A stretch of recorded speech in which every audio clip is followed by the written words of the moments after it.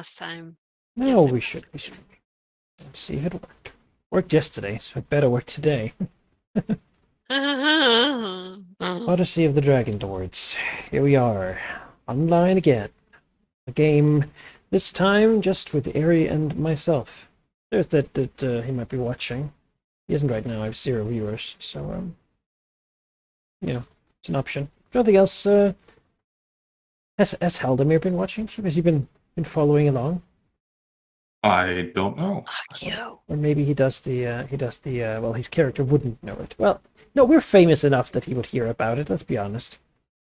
We got like 15 fame. I don't think that's subtle. We're not really being subtle for the most part. But in Odyssey too. Maybe they got their own stuff. We certainly haven't heard of what he's been doing. So Yes, I suppose, you know.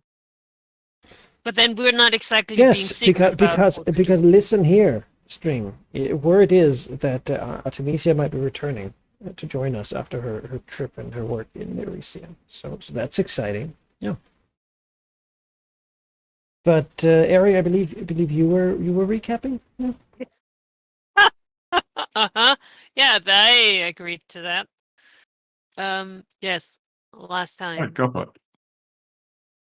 What? Go for it, I said. We killed Scylla? Was that really last time? Yeah. Yeah, I think so. We fought and killed Scylla. It's not the Scylla, it is Scylla. It's a name, cursed, sad being who, I don't know, seemed to have some kind of pact with some elder stuff. Not important. Dead now. And then the god, the angel god that we had seen statues of, Theros? Was that Theros? Theros? Mhm. Broke out of the tummy of the dead Scylla and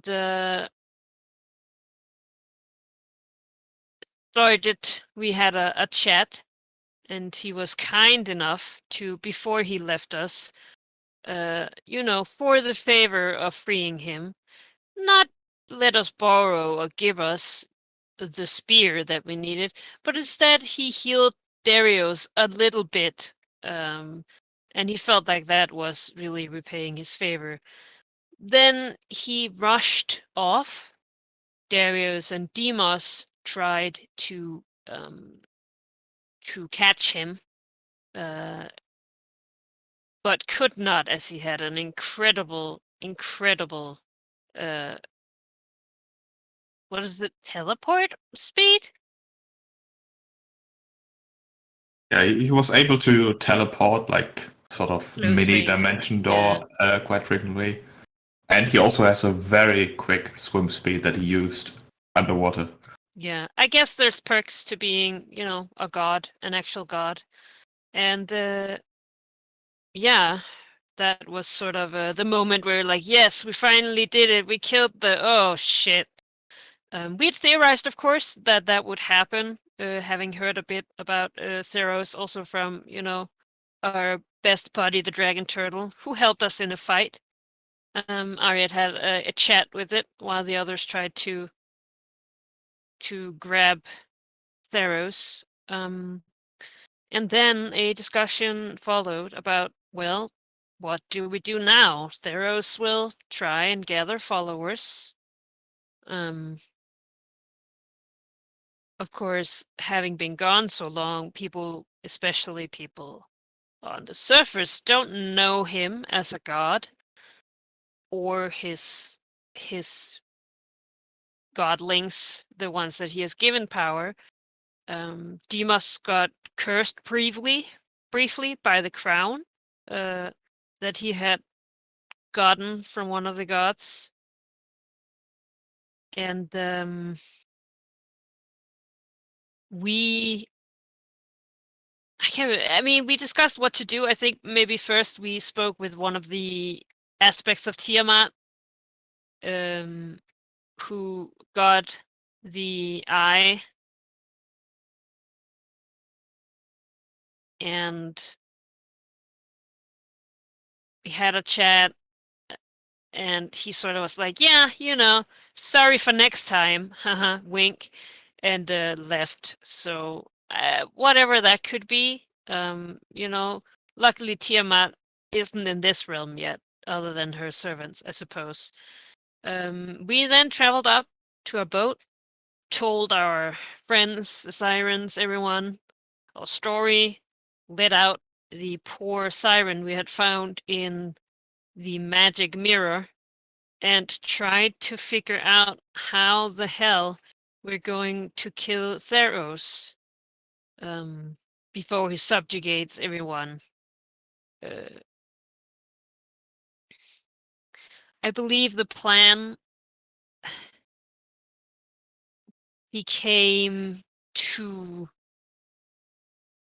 fight his followers.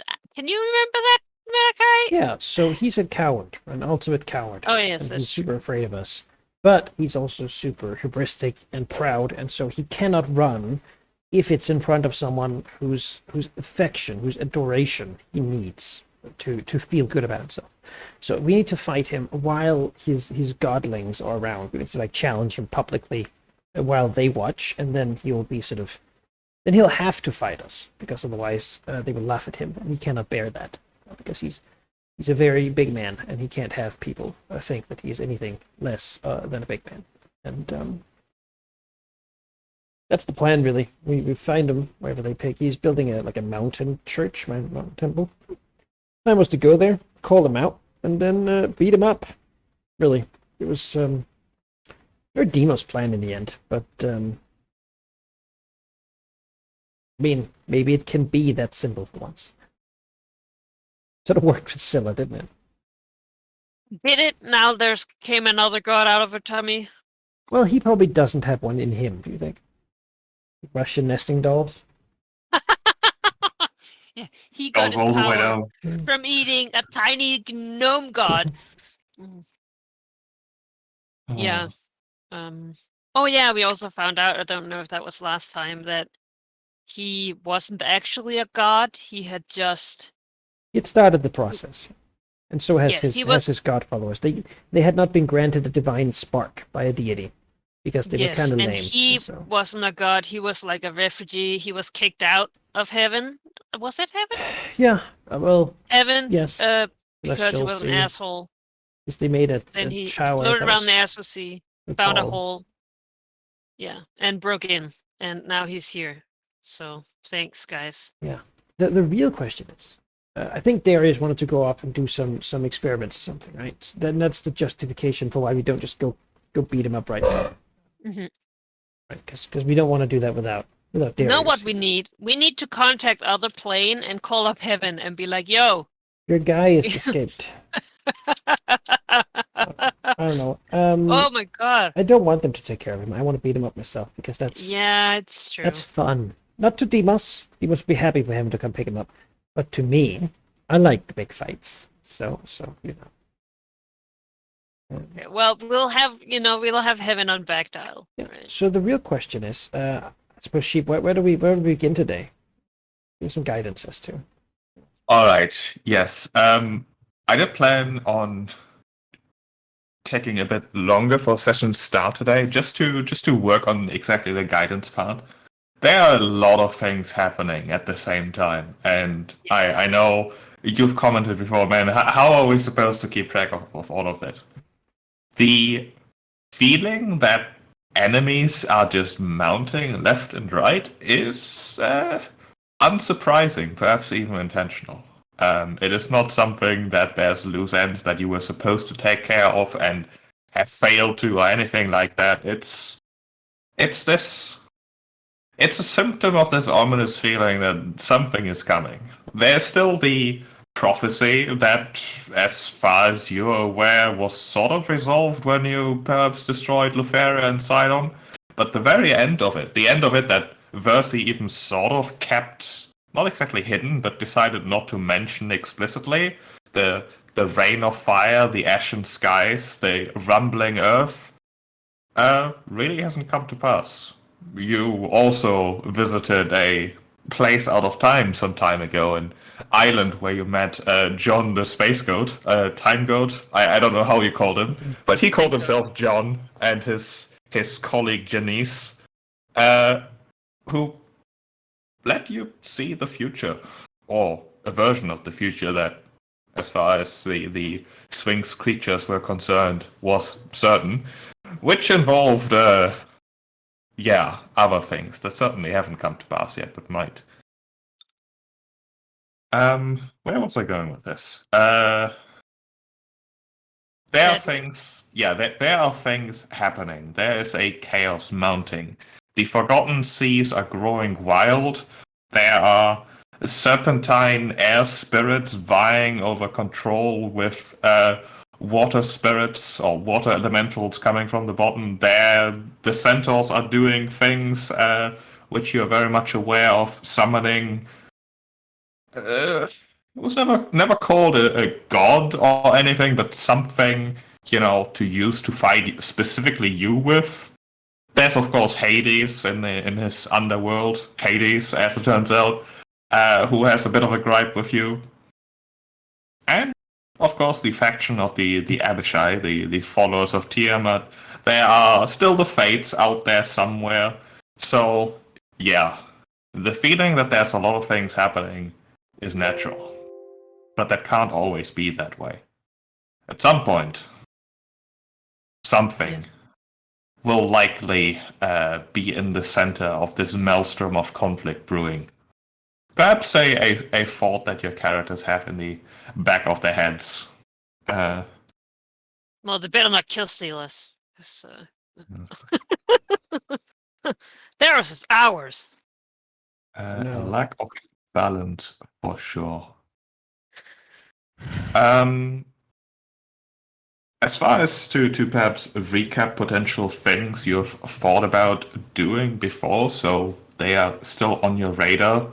There was Darius's, not necessarily only Darius, but your general idea of maybe trying to help out Kira, who is currently, as far as your Australian buddies are concerned, probably at a place that they've decided to call the Maelstrom, the center point of the Forgotten Sea, pretty much, that everything seems to sort of rotate around.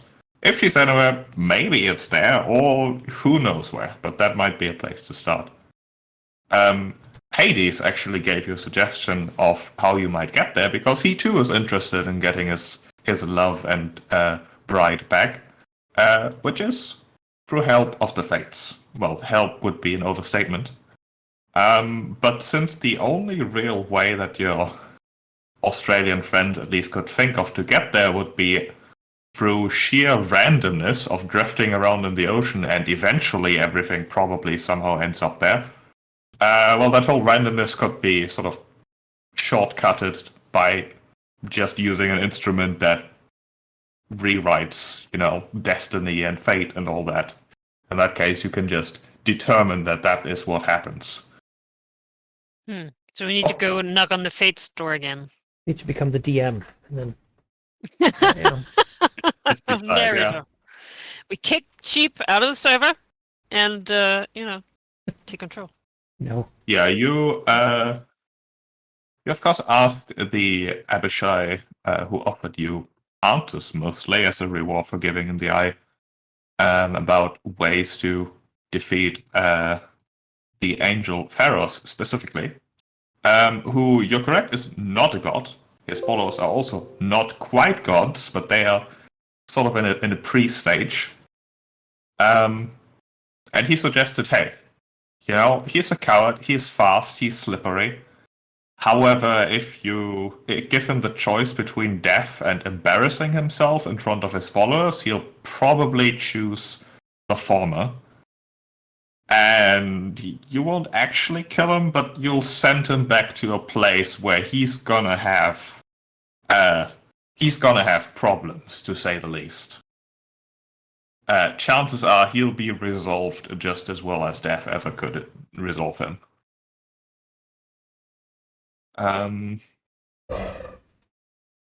So that is that. There's of course the question of Eresia, which is something that, Artemisia is currently dealing with, handling. Successful or not, we'll see.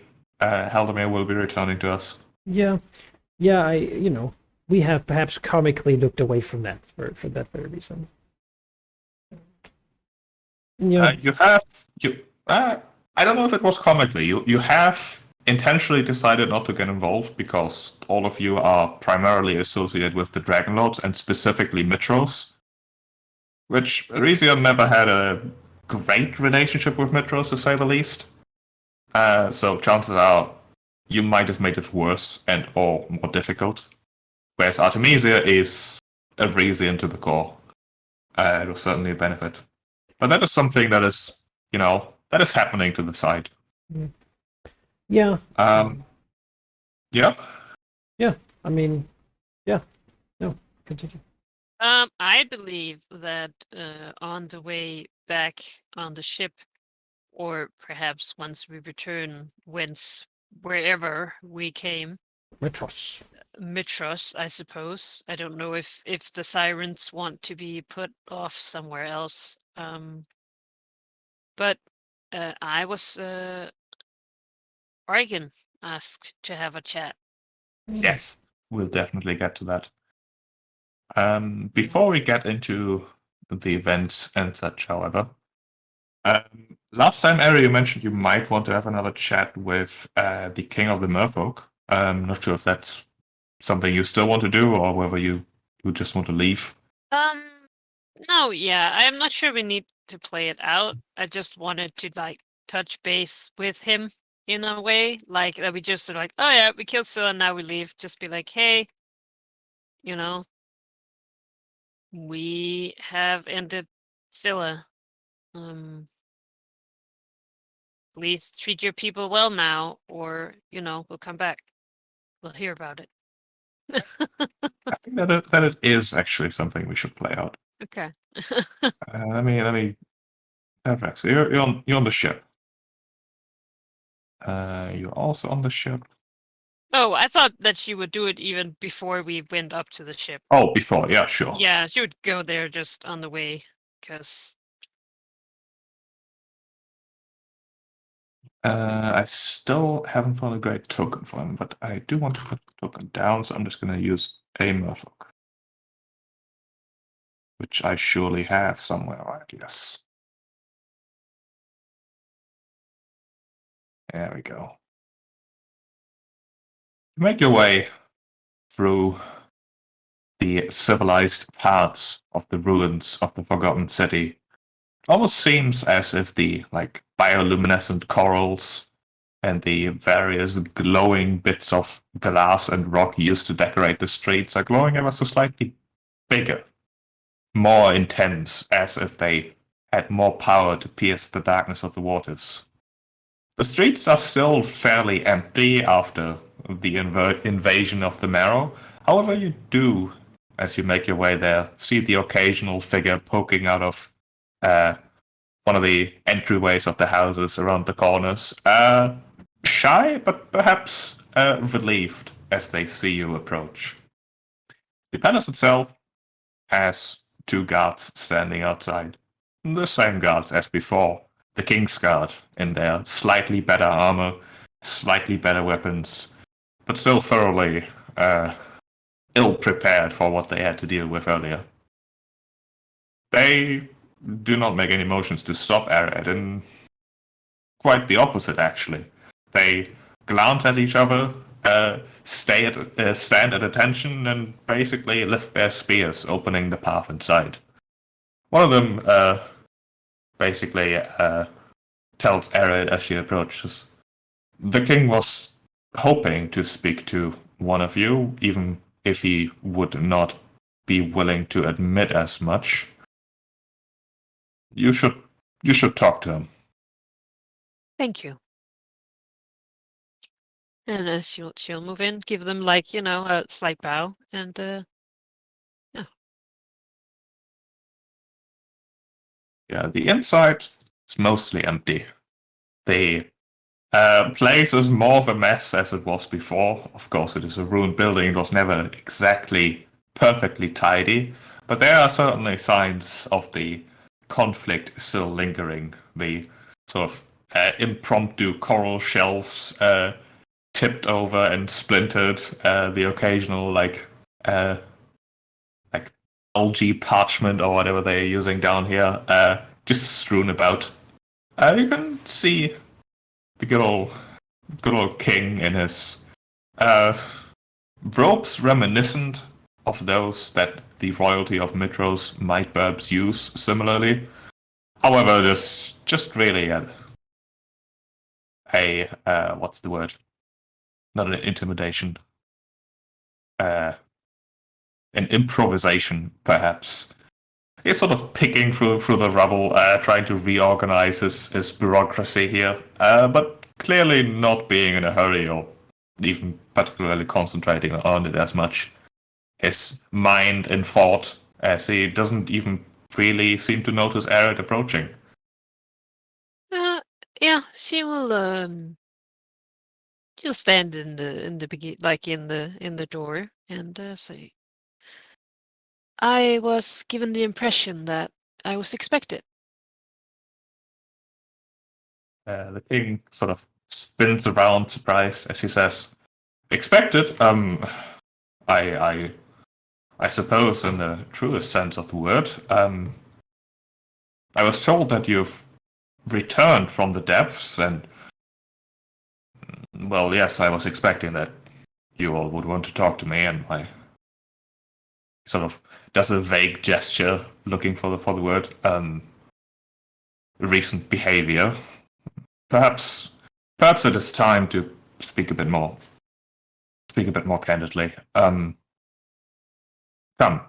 we should not be speaking here in the ruined hallway. We can speak in my ruined office instead."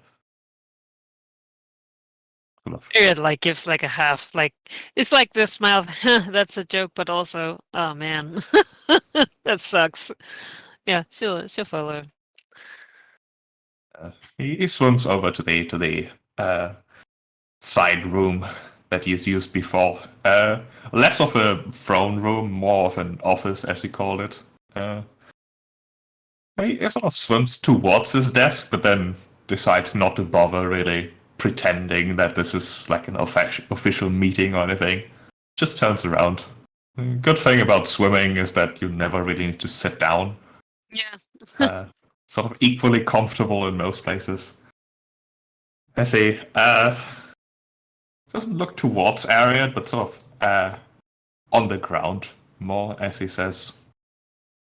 I was just simply attempting to establish something of a legacy, you see. It's difficult. I mean, look at Philly. I pretended, of course, ignorance, but I've seen the cities, I've seen the towns, I've seen the buildings, the marketplaces, from a distance, of course, but the people there are leaving their mark. They are building something for themselves. They are, yeah, legacy. So I thought we could do the same. We've always lived in tiny settlements at best. It was difficult for us to construct larger congregations, see monsters, and Sidon's attention.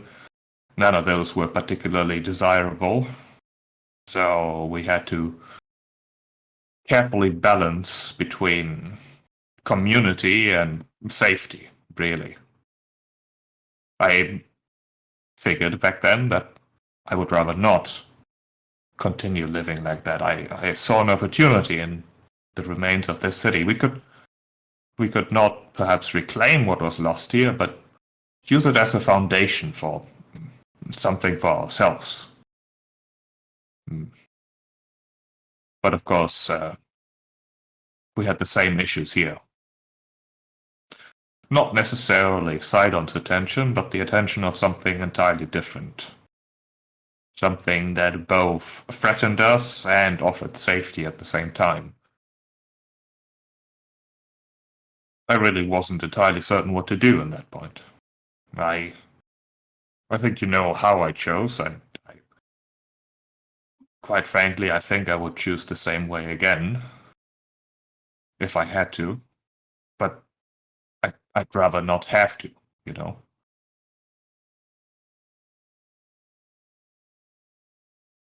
Perhaps I don't have to anymore. Of course, I don't need proof to know that you've succeeded.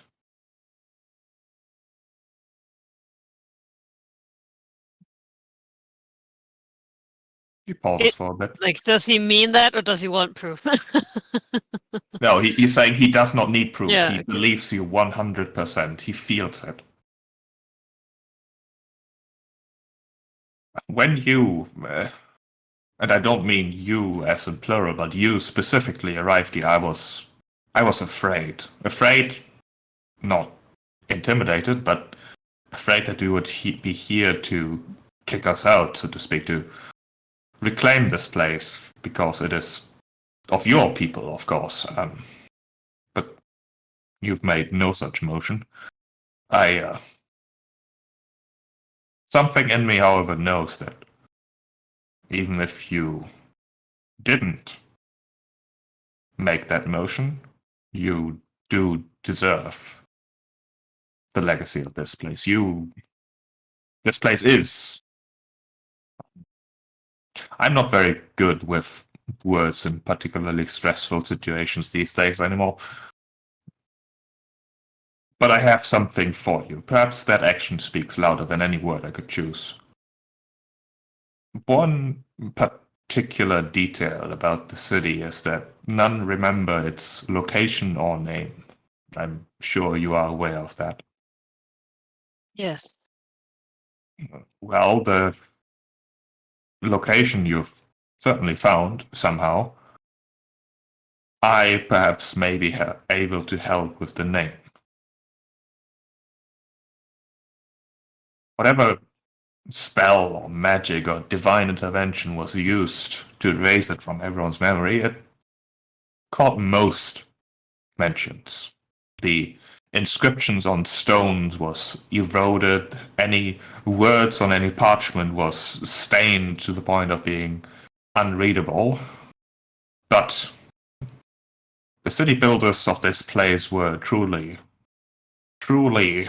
capable people, to the point where they escaped this very plane to build their towers, assist in it. And I believe that had some side effects, one of which were rocks raining from the sky occasionally. Mostly harmless, I do believe, landing in the water somewhere, but they brought with them a metal not of this world. I have read the mention of star metal as well as other words for it. It doesn't matter. I know of a plaque that has the name of the city engraved in it, made in that metal, that was unaffected.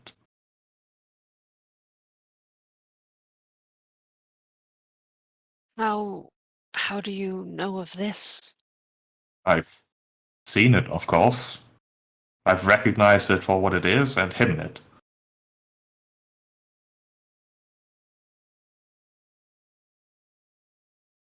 Would you let me see it?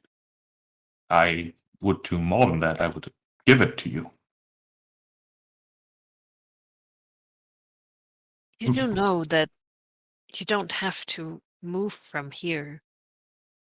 Perhaps this was Siren Land once, but there were others too, and I see no... I would hope that we could find a existence that we could both live with. No? After all, this is also much more suited to your kind now than mine. We might be adept at swimming, but I think most of us are more trained in our wings nowadays. You don't... He smiles as he says, That means much coming from you. Quite frankly, though, I think the people themselves are undecided whether they even want to stay after the recent happenings. The city has lost much of its illusion of safety. But perhaps, emboldened by the words you've told me, I could in fact convince them to stay, if you would allow us. I think we can continue to truly build something here. We've only been here for a handful of years, really. Give us a decade, a century, and we might even make this city a city again. Of course. I hope that emissaries from the Sirens or other interested would be welcomed here. Perhaps we can set up I don't know, a place for them, for scholars. Also, you said that you have seen cities. You should know that you will always be welcome in the harbors of Mitros. He hesitates. Perhaps I might visit one of these days, but if we're here to stay, then there's much work ahead of me. I've not been very good at that particular line of work, but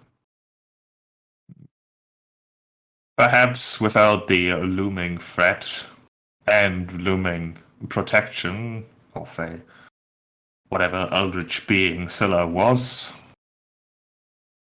They we rarely just- give anything for free, certainly. Oh, she did not, certainly. I haven't explained the details of it yet, have I? I don't know how much help it is, but the marrow they've only started existing, well, reasonably recently, really.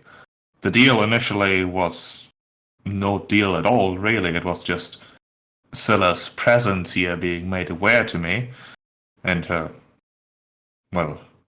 presence talking with me. But then the price was raised that I should first look away from the disappearances and then make sure that more happen. Was a mess. I was told that Scylla needs to raise an army for her lover. Or something. Her love, her sort of vaguely gestures again. I really don't know what that even means in the context of whatever Scylla was. We have heard of a beast called the Kraken, a god killer. I think she used to be in some kind of pact with it. Got transformed into what she was when you met her as a punishment. She looks at him.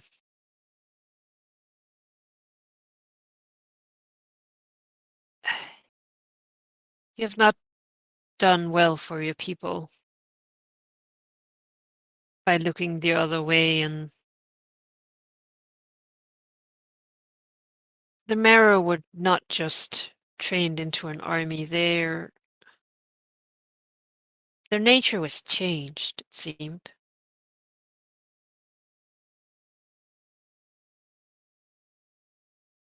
I hope Yes, that they can be changed back, perhaps.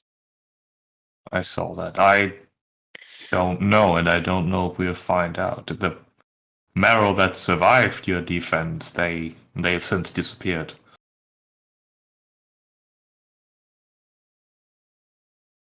Perhaps there's hope still.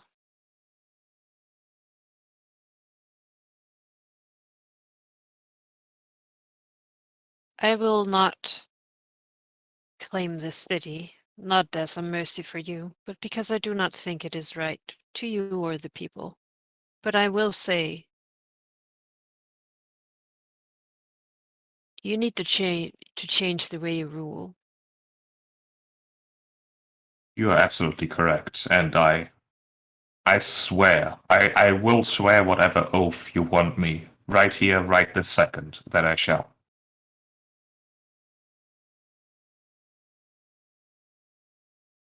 You don't need to swear anything. Swear it, if anything, to your people.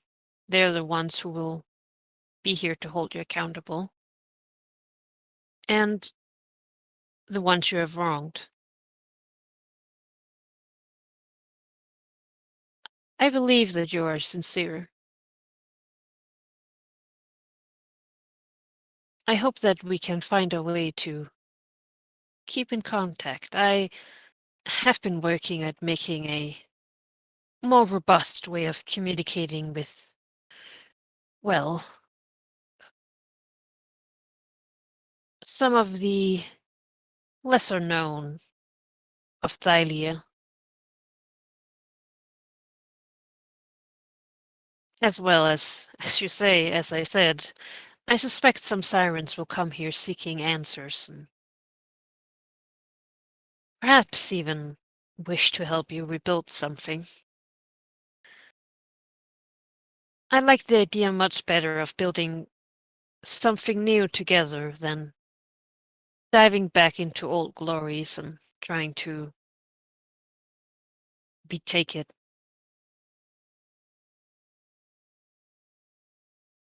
He nods. Wise words. But perhaps we should at least dive back into the old glory one last time. Unless you, of course, don't actually want to know the name the city once had. Perhaps it deserves a new one instead.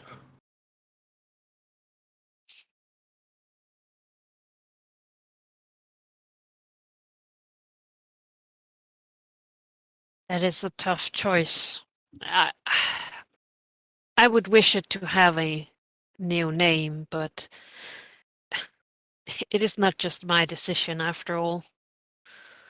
I am just one of many who have been deprived of it.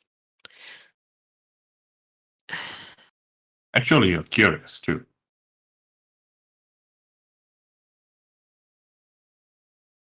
I am, I think. It seemed so important at a time. Now, Scylla is dead, but another threat has risen. And the name of that is important to my people.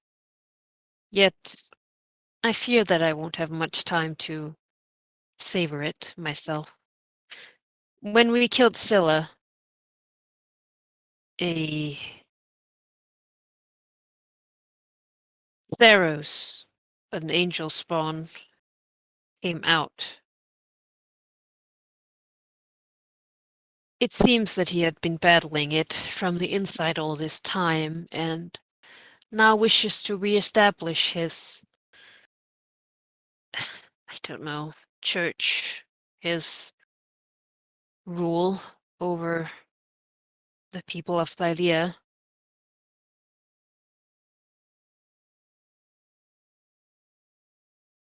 I hope that he will not bother you here. He took all the gods with him, though. His eyes widen a tiny bit at that before he scratches his chin, ponders. I've always known the gods to be fickle, cruel creatures, and now you're saying that there's one more. The one who gave them their gifts. It might speak for what kind of personality he is. Perhaps. We will try to deal with him, of course. It's what we do. Hopefully, you and yours can have some peace after everything.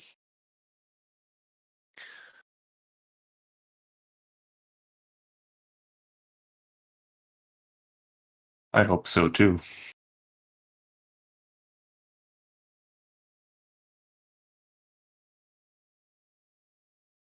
I would propose this then. I show you the plaque containing this map of the name of the city, but we shall not move it from its hiding place, just in case, unless you want to possess it and keep it safe.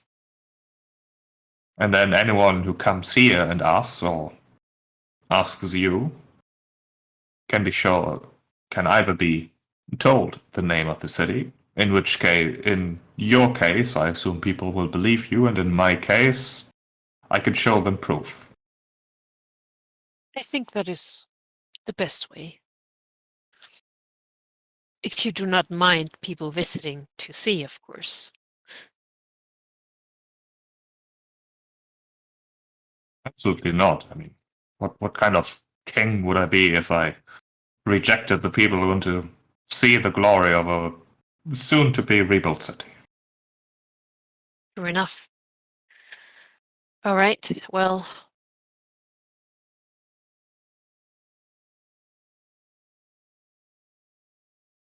I hope that it goes well here.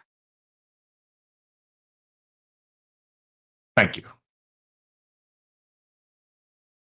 Follow me then. It's not in this building. It's Sure. in some of the less explored parts of the city. I will get two of my guards to follow us, so sea creatures don't bother us.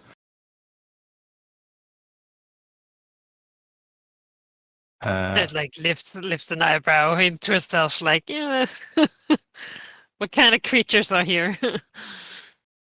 I mean, she has seen some rather large sharks, but it's probably just.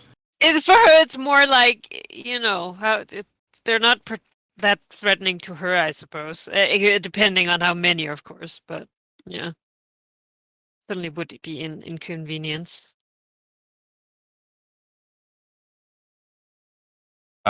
As Hugh and his two palace guards will lead you to a different part of the city. I'm just gonna move you over here. Last part. There we go. I lost to a- me. Where am I? Oh, there you You're slightly over there. are. Yeah, the building that he took as his palace, of course, wasn't a palace originally. It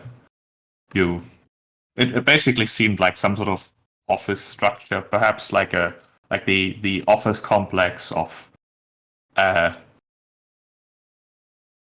what's the the word? treasurer. No, less so. More like an architect, Oh, hey. or like Okay. a group of architects. This one might remind Ariad somewhat of her own occupation. This is more like there's a lot of symbolism of like parchment, not exactly letters, but it reminds her of like I don't know if the equivalent exists, like a post office. Right. Yeah. A hub for couriers. On the roof, you can sort of see that there are easy to access hatches and a few stations with like benches and such. Maybe that was like a place where sirens often took off and returned to, carrying messages around the cities and such.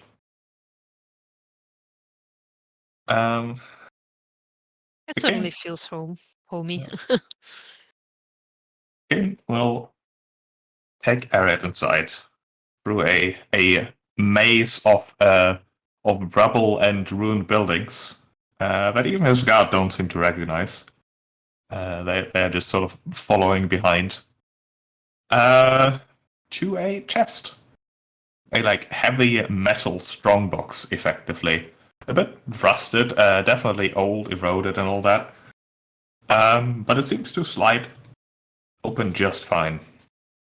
And inside, a shiny metal plaque, like a metal sign, basically, in like a dark metallic color, like shimmering a slight purple, as the star metal that I believe all of you have seen before has a tendency to do. And on it is, in fact, a name. Presumably that of the city. God, I wanted to just be like someone's ice cream shop. Just, oh, it's Joe's ice cream. No. It's like Metros has like signs. Metros, the Yeah. shining city, the little subtitle. I would like ponder, like, speaking, like, it would always almost seem that they had feared and somehow foreseen this, no? Seems weird to keep a sign this precious in a. Did you place it here? In the chest, I mean. He nods. Yes, Oh, that I makes more did. sense. I saw it for what it was, and before anyone who might laid side onto it, I made sure it was safe. The sign says the following. You beat him. Huh.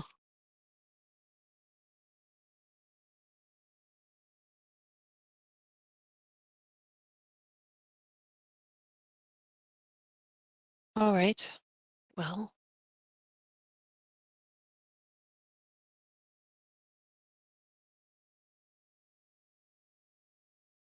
Yeah, the Aaron frowns. What? That is strange. Sorry, it's just slightly reminiscent of my tribe name, is all. Or, well, mine, anyway, not the tribe itself.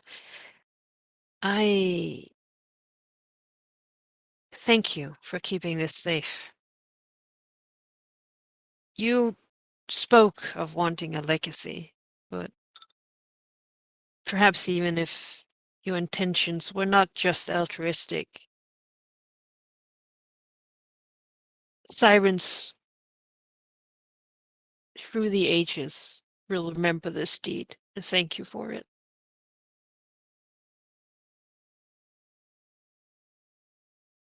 I thank you in turn, and wish you good travels. Thank you.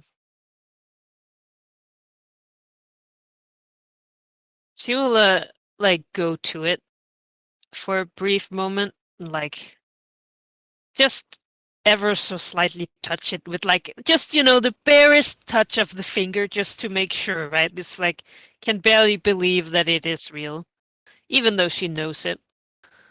And, I'll stand there a little bit and then, nod. Do that, like, head nod to the king and, like, and, yeah, go. Swim back up to the ship and the others. A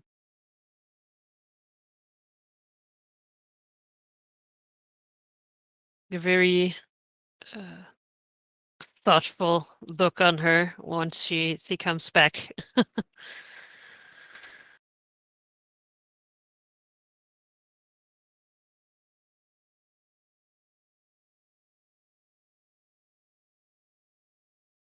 Is Dimas on the boat?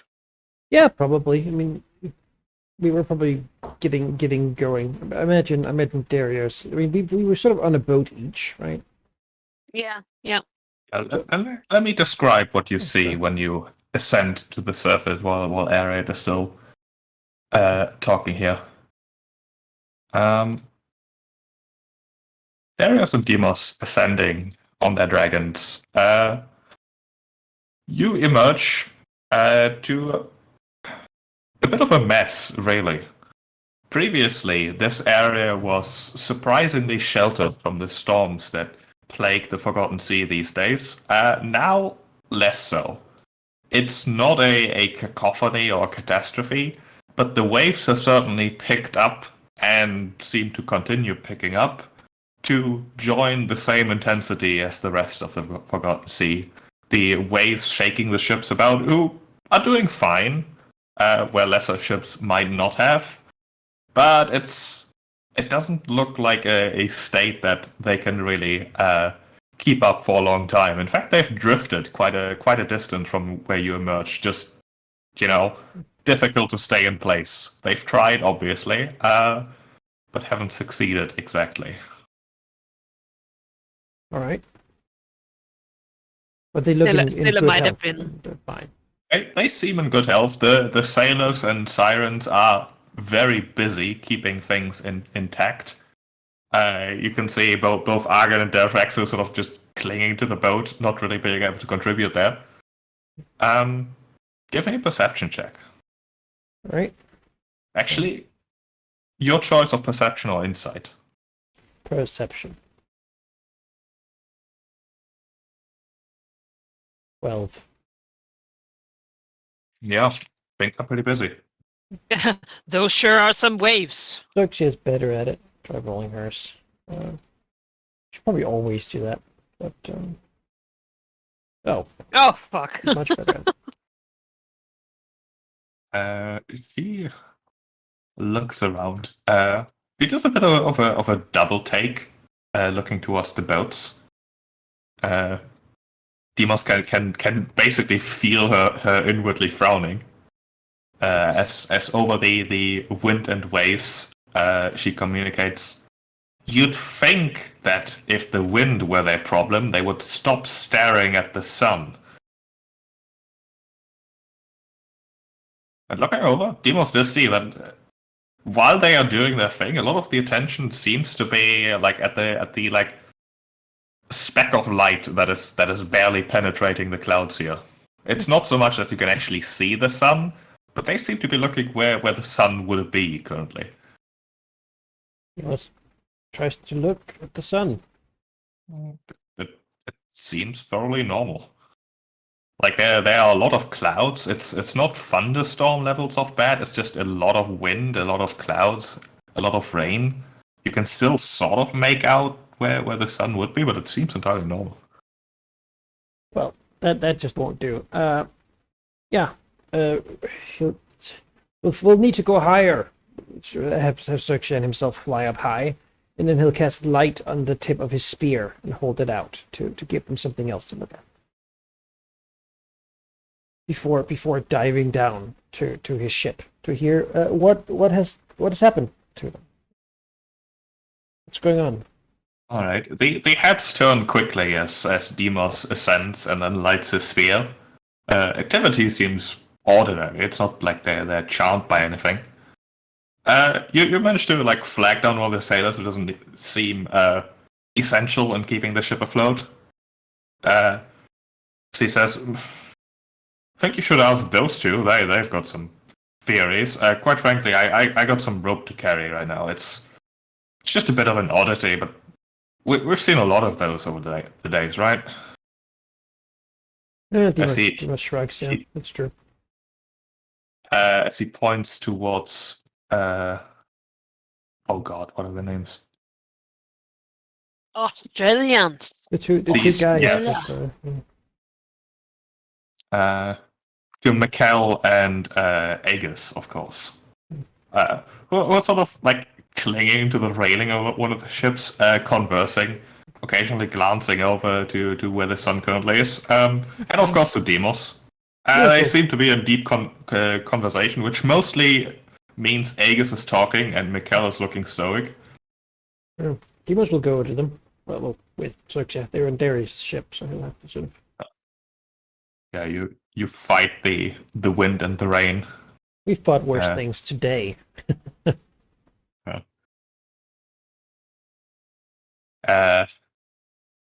As Aegis greets you, sort of first raising both arms and sort of, hey, you're here, but then quickly regretting that choice and clinging back to the railing. He still smiles towards Demos and says, well, mate, you made it back here at a good time, I would say so. Mostly because I'm trying to make some sort of a pun involving time, but failing. Yeah. How are you? All right, we killed the beast called Scylla. and from her stomach emerged a creature that was imprisoned within. A new foe has appeared. I assume you saw him. Sort of winged fellow. He frowns a bit and says, no, can't say I have. I reckon if any, well, depending on how big he was, I suppose he could have emerged somewhere nearby and we couldn't have seen him or were focused elsewhere, but there certainly wasn't a grand spectacle. Huh. Why are people looking at the sun? Yeah, it's a bit weird, isn't it? Sun's twitching. I don't know how to precisely say it, but it's like, you know how it's low in the morning and then high up in the sky at noon? Hmm. It's like it's going backwards sometimes and forwards sometimes. Oh. Well, we can trust the sun. It is the domain of Mitros the Golden, and thus the sun is our ally. Yeah, I'm not worried about the sun, mate. I'm worried about the concept of it being morning or noon currently. What does it matter if it's morning or noon? I mean, for us right now, very, very little, actually. But you know, I'd like my time to flow forward nice and steadily. Ah, I suppose you're not used to the stormy weather nor the glitchy time. I'll tell you, in my time, I have seen eons ahead, and been forced to look at things that might come to pass. You'll get used to this sort of thing. All right. I mean, your apparent confidence also fills me with confidence that you know what the heck is going on. Might I suggest, however, that we make our way back to the mainland nice and proper, because I'm actually not sure how many days we spent here.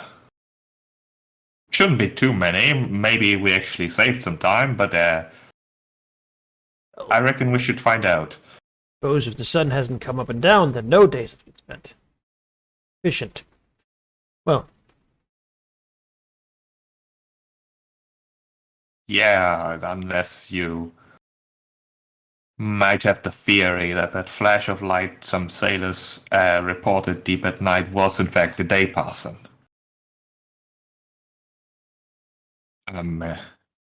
Not much I can figure out here. I don't think it's that bad. I don't think all of us will come back to Philea and see it have that 50 years have passed. That would be awfully inconvenient, but shouldn't play with these things, you know? so I don't think we have much of a choice. I mean, of course, like right now, it's looking like we're actually, like time might actually be passing slower here than it is in Philea, or rest of it, anyways, which means that we have all the time in the world. So I don't know what to think. How long do we think that that would extend out? Don't know exactly. Might be everywhere. Might just be here. If there's one thing I learned, it's that the weirdest shit happens the further away you are. Forgotten Sea especially. Like there was that one place where I theorized that time wasn't passing at all. Mhm. Maybe it has something to do with that. And I don't know, there were stories about islands disappearing. Like you were on one of those. Yeah, don't really know. Hmm. I'd have to look at some books, maybe do. I don't know what kind of experiment you would even do. Talk to Darius about that. Well, I trust him in those matters. Real question, Yeah. and he sort of looks out for Ariad, who hasn't come up yet, probably. It's, we should take this chance to hunt down the Kraken and take it out before it learns of what has happened here. And it was related to the thing down there. It might be somewhat mad that we took care of it, and last time got away. We know where it lives, or at least where it lived. Might be a chance we won't get again. Especially if the seas are getting wilder. Yeah, though I'll admit I'm not entirely sure how you would track down something that just swims underwater. Hard enough to track something that swims on the water. Deimos nods. We'll go to his house. Right?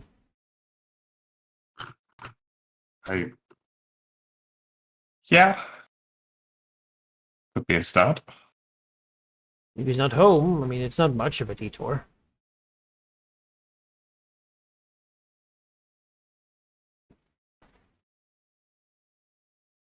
Ega sort of scratches his chin. Don't know about that. Any place you sort of want to go to seems to be a detour, no matter where it actually might be.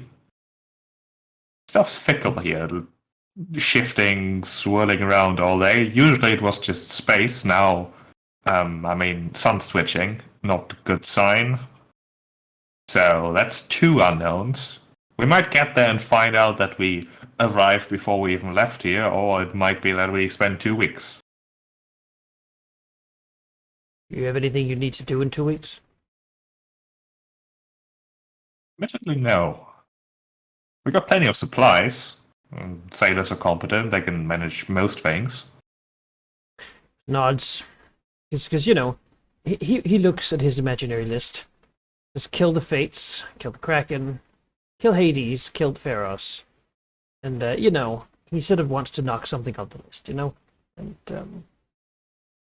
Kraken just seems like the most convenient one to go for right now. Then we'll deal with Pharos when we get back, and then we'll go and kill Hades. And then I guess maybe we'll kill the Fates, and then help Kira. Yeah. Something like that. I mean, he's sure there's going to be added more to the list as we go along. That seems to be, in his mind right now, the world's kind of going mad, and he's just going to kill the things that appear until they stop. There's got to be a limit to the amount. And the Kraken did break into his house and smash his books, which is just... They might have told us all sorts of things about what was going to happen here. So, sort of not...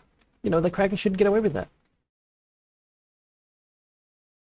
It's personal. He hurt my city. You don't do that. Well, you should talk it over with Darius. I'm going to see if I could find Ariadne and run it by her when she gets up. And that's what he'll do. He'll let Darius talk to these two. Theory crafters. Vidya's like, I'll see if I can find her, and then he just stands looking into the water like, It probably doesn't take long until Arad emerges too. yeah. I guess we'll go have a talk with Darius. Deimos thinks that maybe Darius can just like time travel us back to before Sidon did this whole thing. So we just kill him and be done with it. You know, before the Oath of Peace, we just jump in. The pressure on Darius. We jump in and we fight alongside. Well, you know, he's done crazy stuff before. Fate, prophecy, time. That's all sort of his thing, right? Yeah, I think he sees things. I don't know that he can. Guess he can change stuff in like close future. Deimos knows even less about what he can do than I do. Yes, that is a fair point. Yeah. Ariad will come up and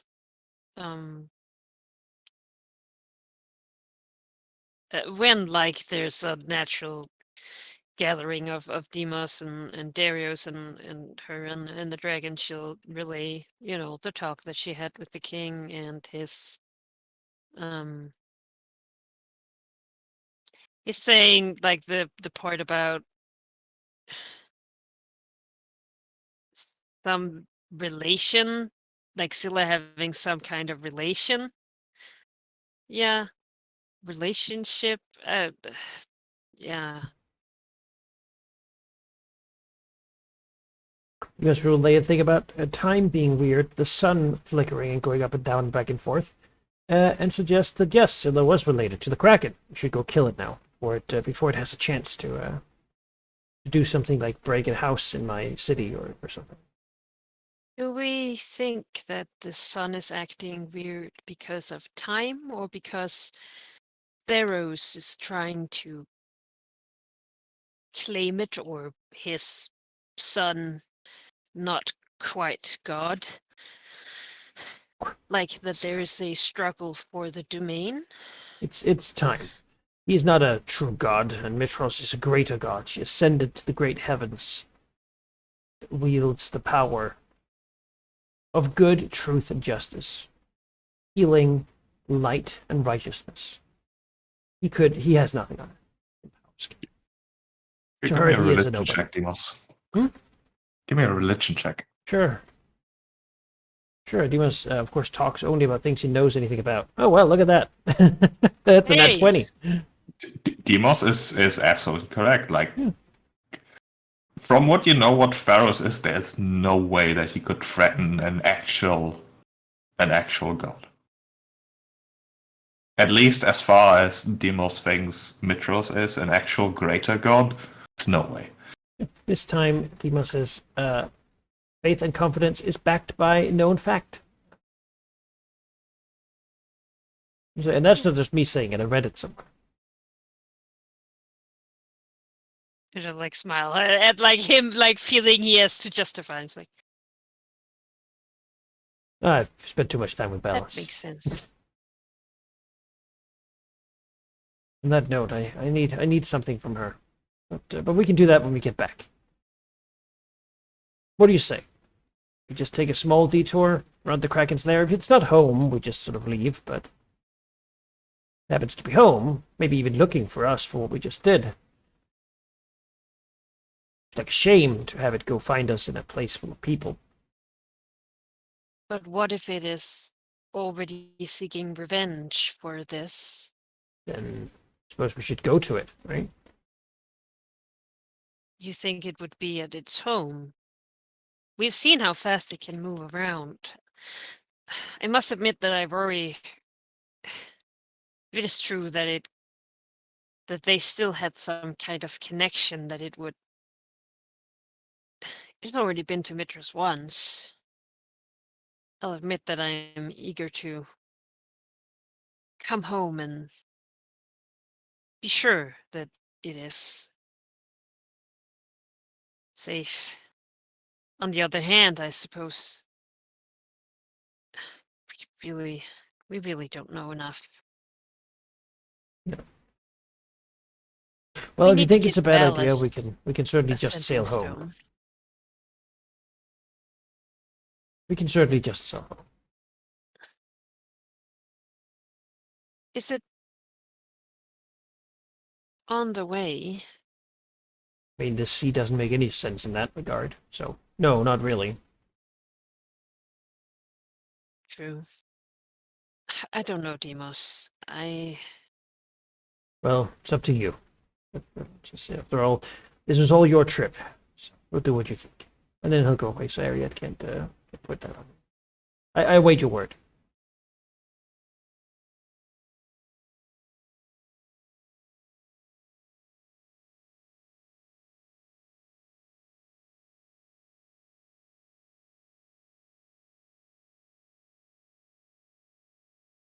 Yeah, Arya just looks after him lost. She's got a lot of news today. She's not really uh, thinks to herself that I suppose she can go to Demos later and explain her point of view, maybe. But you know, this is so we can do it out of character. What do you want to do? You want to just go back to Mitros? See what's going on? I don't know. Like, I don't know. I mean, that's the thing. We don't know where the Kraken is. It's no longer got anything protect in the lair that we were in because it was protecting that creepy eye, right? And Yeah, and that's it's gone. treasure. All its gold and magic items and stuff. Right? Well, we stole that. Not all of it. True. Took a book True. or some broken pages. No, I don't know. I would just like to fight the Kraken, and I don't want him to, you know, run off into the sea and we never see him again. So, Yeah. but yeah, maybe he'll show up. You're right. So, I just I don't know. well, let's go back to Mitros. Maybe you're right. He'll probably come to us.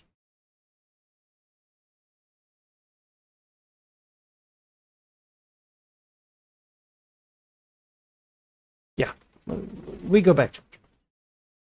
if nothing's happening there, we can always sail out again and go fight. Yes. Also, Arya is gonna have a chat with Ergen. Though Yes. that might be better at home in Mitros. I don't know how much privacy there is on the ship. Ariad would, of course, sit in the crow's nest, but again, Ergen is Climb up there. it's a big large for that.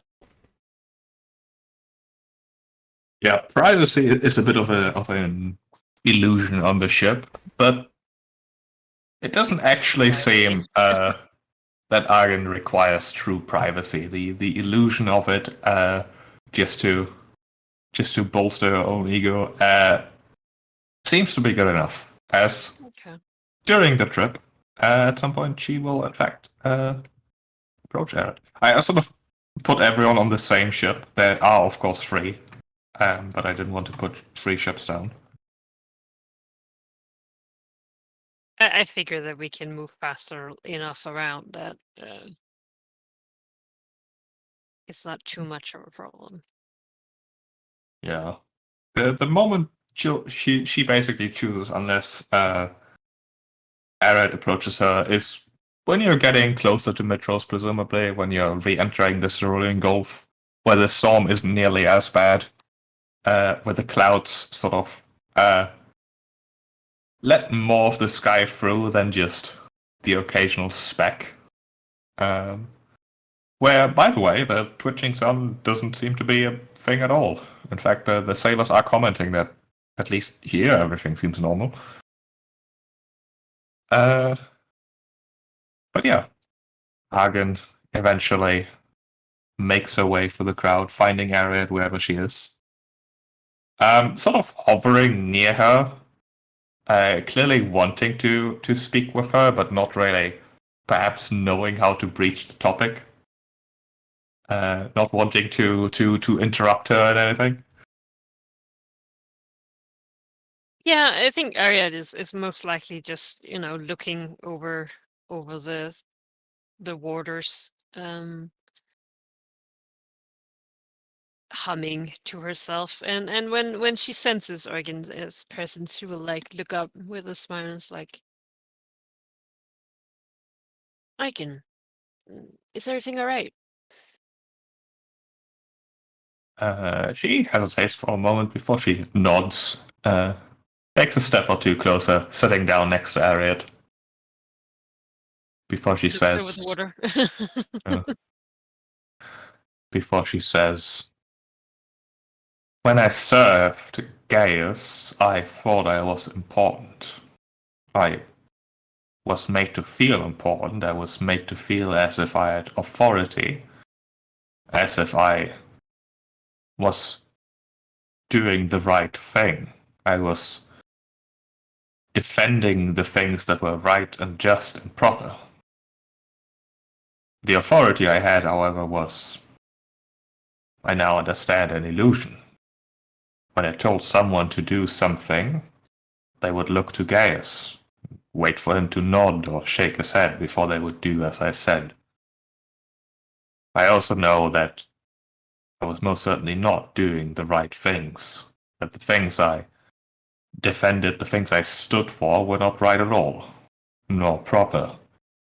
They were how things were used to be done, but that does not make them right. And I was not his peer, I was not a valued member of his cult, even. I was a gift given to him by Sidon, and I was treated as such. A trophy. A way for him to make himself feel more important, more powerful. I did not realize these things. I was also, I thought, happy. I was independent. I was lying to myself.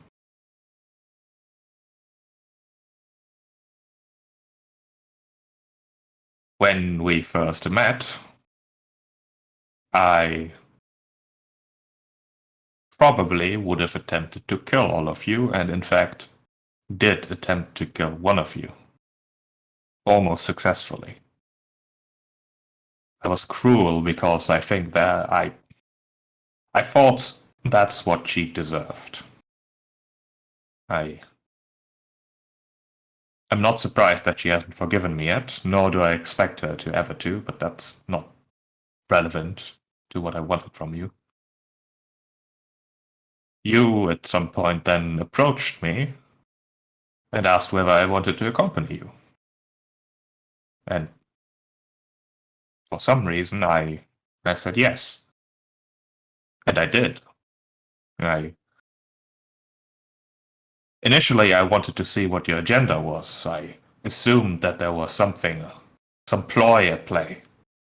That's what I was used to, that everything had an agenda, a purpose. And I suppose you had a reason, certainly, but not an agenda. You never demanded anything of me. You never pushed me to do anything. I simply happened to be where you were for most of the time. I was, in that moment, truly independent, truly someone's peer. And that has continued.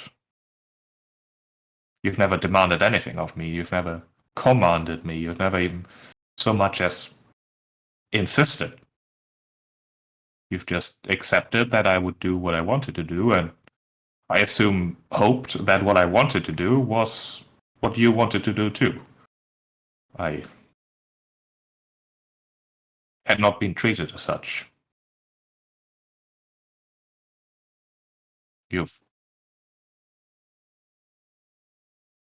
think you were the only one who's truly respected my independence. That I am someone who thinks and feels, and has wants, and hates, and fears.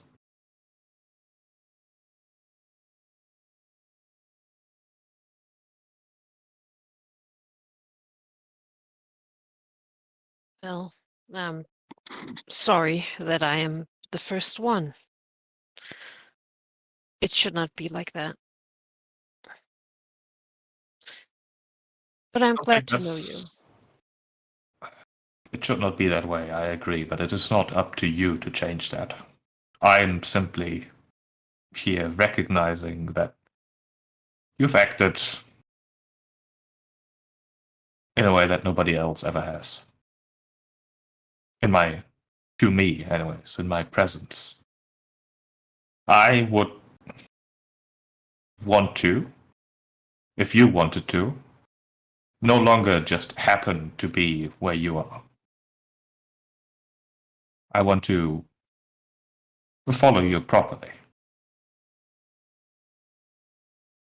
I want to do what the rest of you do. I do not want to have the choice to run away when I can truly do the right thing for once. I was torn, not even having offered to accompany you down into the depths here where you slew a monster. As far as I've gathered the rumors from the sailors anyways. While I was here just clinging to the mast, trying not to be thrown off by the winds.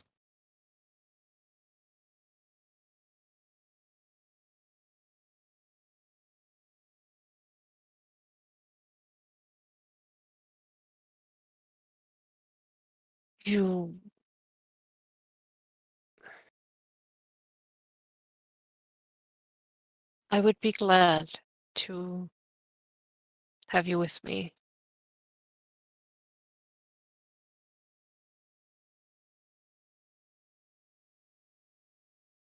Let us then, once we return to Metros, speak the brunt of the Dragonlords. Are you sure? I've never been more certain about anything in my life.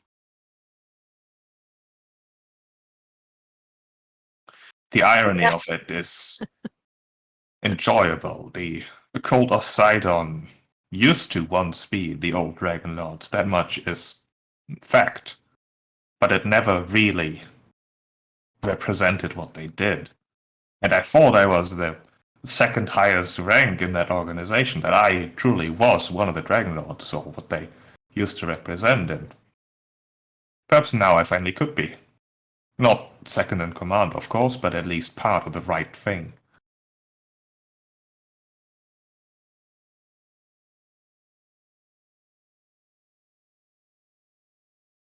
All right. If you're certain.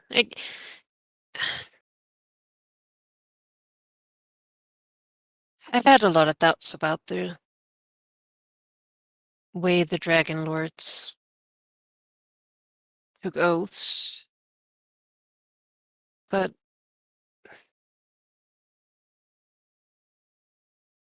I think perhaps this is a way that I can get behind. You are, as you said, a person who thinks and have feelings, and you are grown, not a small dragon.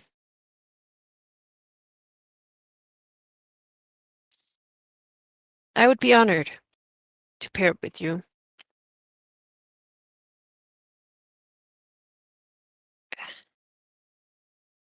I will say that me traveling with you have not been just a selfless or act of charity. I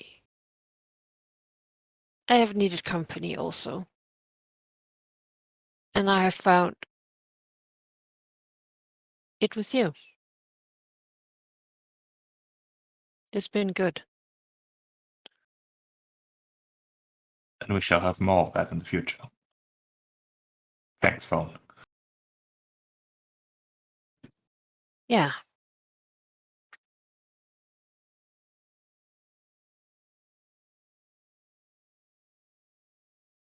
Just that like silence of just looking over the water next to each other, like, yeah, that's.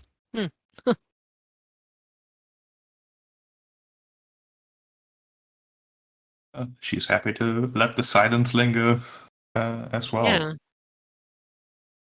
The activity on the boat slowly dying down after the harrowing journey for the storm. Eventually, Mitros coming into view. Quite early, in fact, mostly due to the reflection of the sunlit city. Surprisingly, there are no columns of smoke or anything rising from the city, and it seems fine. Good. Just needs to talk to Valis.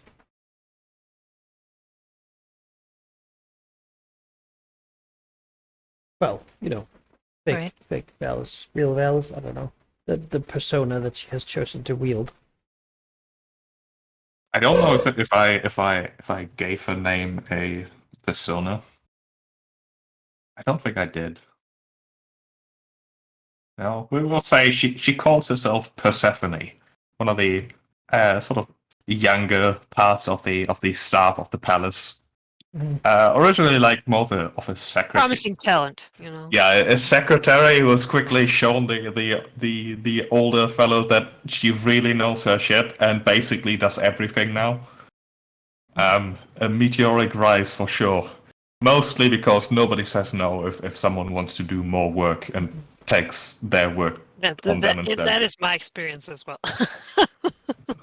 Oh, you want to do my job? Yeah, sure. Yeah, go ahead. Yeah, cool. I'll be in the cafeteria, I know. Demos just looks at that performance and raises the minimum requirements for everyone else to match the level of. It doesn't no. matter if they're not actually doing it.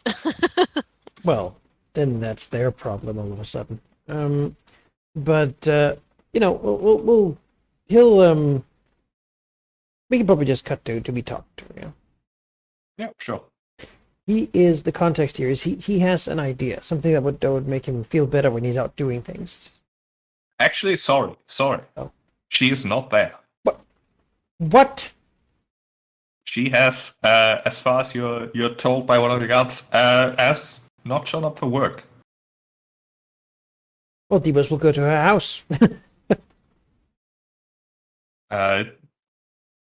I mean, obviously we have paid sick days, but like. Yeah, well, she probably lives in the palace anyway. You know, Yeah, Yeah. it's employee welfare. They get the staff housing.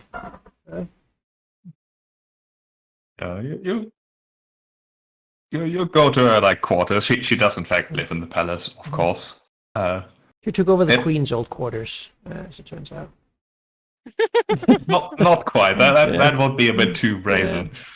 She has like Does the she room still next have door. her secretary? Her like Uh, second in command? No, not directly. Oh.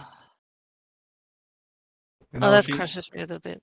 she's undercover. Oh, okay. Uh, Watches yeah, from afar. Get uh, it. yeah. Demos rushes to her quarters. The door's open.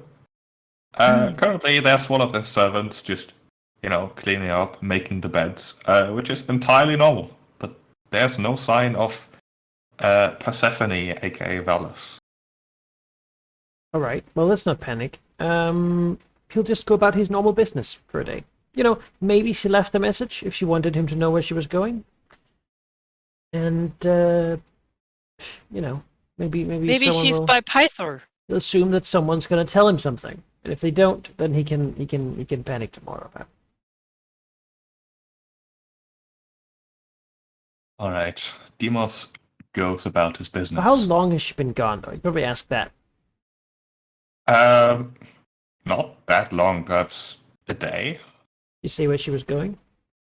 No, Is her stuff packed in her room? no. Okay. All right. Well, let's see if she's here tomorrow.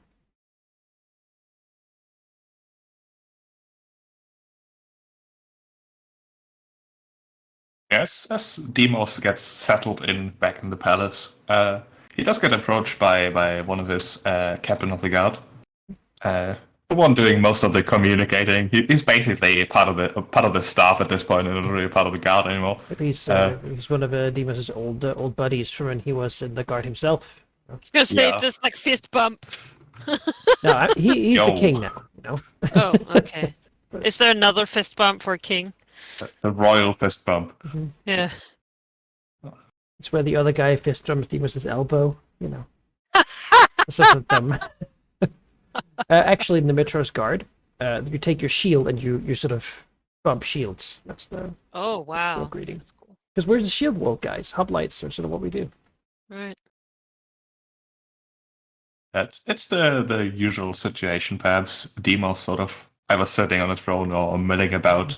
Xerxes sitting next to the throne like a hungry hound, frowning at everyone who wants to petition the king, looking at them ominously and jokingly, maliciously, as she likes to do, but never actually does anything bad. The captain approaches Demos, sort of just like the Matrosian salute. He's got like a stack of papers in his arm. As he says, "My king, it's good to see you again. You were gone for quite a while." Yes, I understand. Time has stopped working exactly. So, I see. Yes, I lose track of time sometimes too. You must be very busy. We got everything under control though, as far as I'm aware, anyways. No huge news. We've got a report from Eresia that things are heating up over there, but no conclusion quite in sight yet. You're, of course, aware of the civil war going on there. Well, I don't know if it's a civil war. Reports are confusing. I don't know. This is their problem. the Dragonlords are on it. Not me personally, but Yes, there are reports of a dragon being involved, certainly. It all makes sense. Yeah, not our problem. He sort of shuffled through papers. There was, I believe, a recent attack on one of the nearby vineyards. We sent some guards to check it out. But it seemed alright. In fact, one of the staff insisted on coming along. There was something of an administrative oversight going on over there, tax evasion or something along those lines that she wanted to check out with us. oh, I see. It was assumed that it was, I don't know, some attempt to get out of some debts or something. Turns out everything is fine. Guards returned recently. Well, I've been looking to have some wine soon. I should inspect the countryside more often than I do. As I said, I've been gone at sea for a while. Just put the papers on my table. I'll take a look at them later. Anything else? Yes, of course. A report from one of the western cities. Usually contact Mitros much, but just a report of sightings of strange ships that had, if I'm reading this right, insect men on them, but it was a non-hostile encounter. Just apparently noteworthy enough to mention. Inform them that that we are aware of a people called the Myrmikes, and that I'll write something and have it sent out to the cities. Let's hope we can avoid any hostile encounters.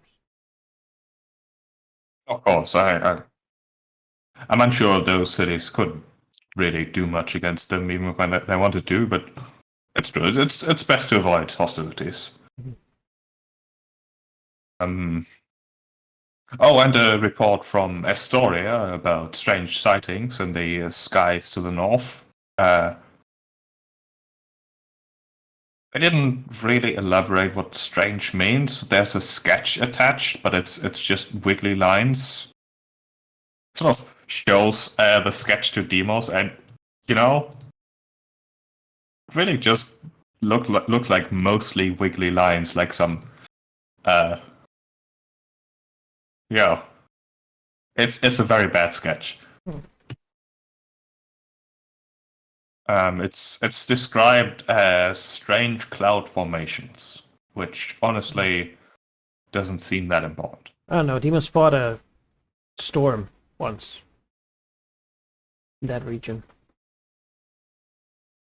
He'll say, keep me updated on the situation, and reassure my sister Honora that she will have whatever help from Mitros that we can offer. Yes, of course. Although I'm not sure how we could deal with cloud formations. If it escalates, then we might have to deal with whatever comes. We being, in this context, Demos himself. That's a lot of what happens. Sort of.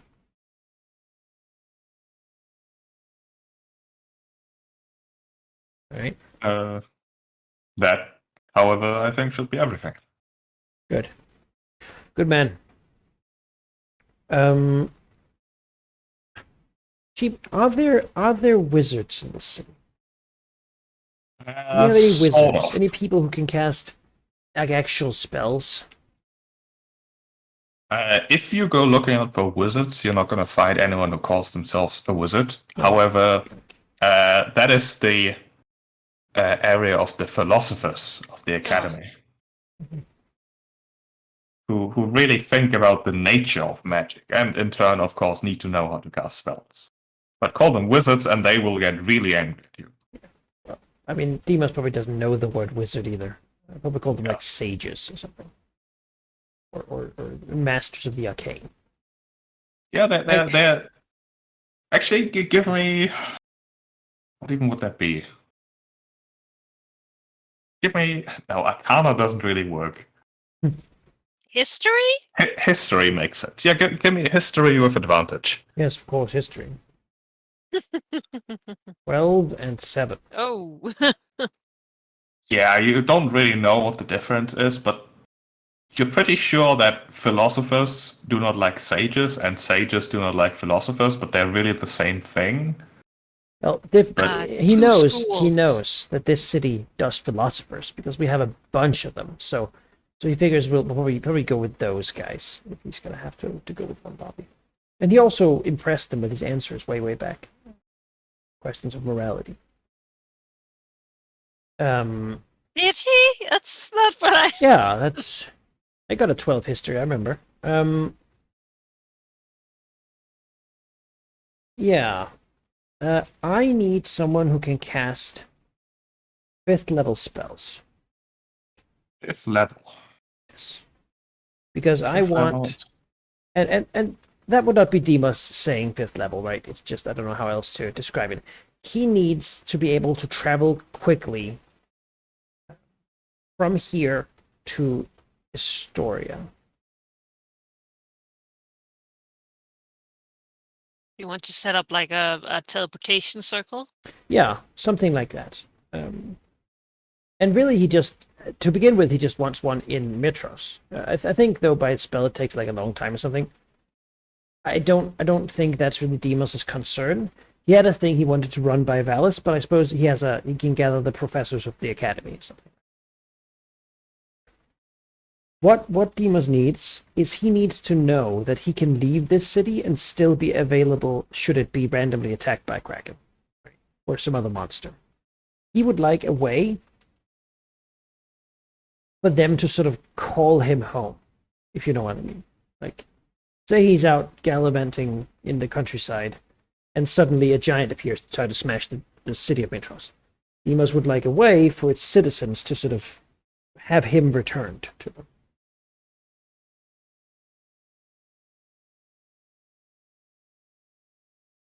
Okay. Pretty significant ask, but might be a project that the Academy can think about. There is, of course, the already existing like teleportation circle near the palace that Darius spearheaded. It's not a true teleportation circle; it's more of a teleportation target, but it could potentially be expanded. Well, I mean, I can't cast teleport. I just need some sort of Yeah, it could be expanded maybe in the sense that it would allow you to do something like that. Right. It would, however, be more of a long-term project. The spellcasters, 5th level would be like the upper limit of what they can really cast. Yeah.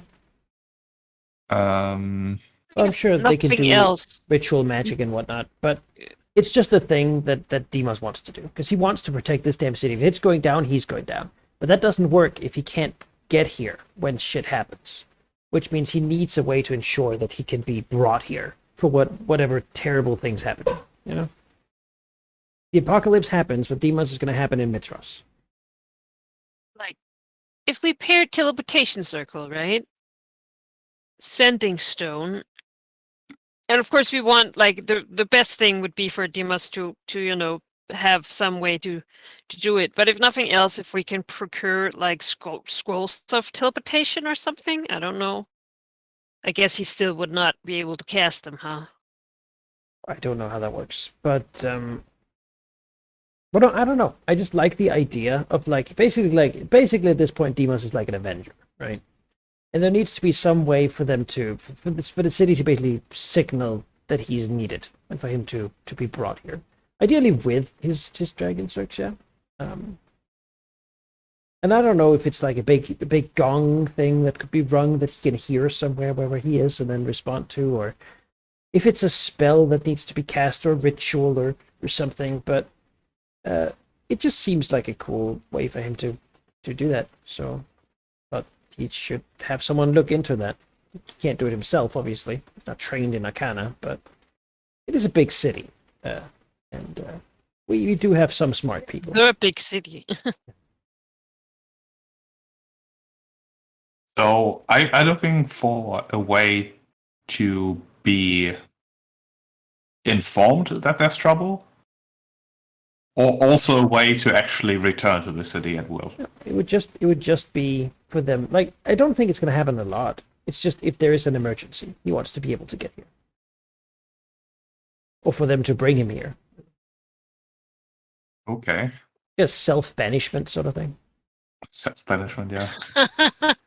I thought that we did not agree with that. well, not the actual spell, because that would apparently kick it. Well, no, he is from here, so you just do nothing. But he wants to be able to return. So it doesn't have to be now. Obviously, it's a long-term project, but yeah, I'll have a think whether that can be managed. Teleportation magic, however, is generally incredibly powerful and rare. Mm-hmm. The philosophers of Mitros, they can manage 5th level spells, but that would be like the top philosophers who know a couple. The real arcane might previously was Valus, of course, but she has lost much of that. Oh, she isn't around officially.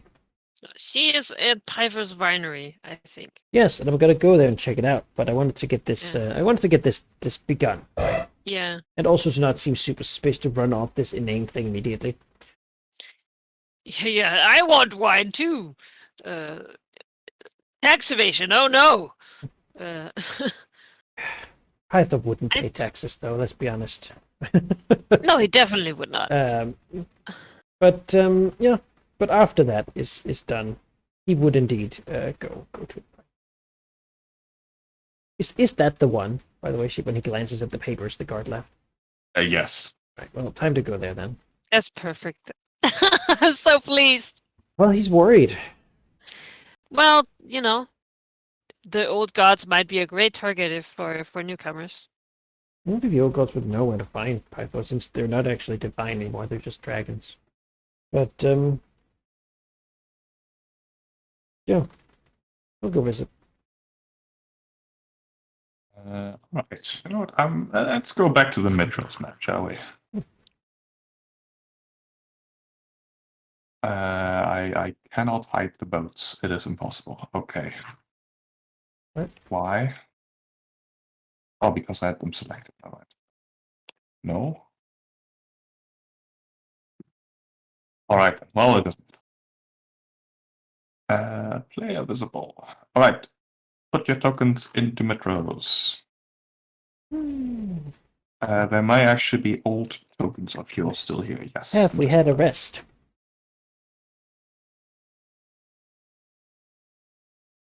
I assume it took more than a day to get back. Yes, you have had a rest. Oh, ha, ha. I'm godly in my I mind. think he was taking a little while to transfer. Yeah. What could that be? Files. You come in and Mitra is just a pile of rocks. No. Individually rendered, And then we will have, if that was the case, we would have Kratos, Demos. Fine. Kill all the fucking gods. Murder everyone. Took my city.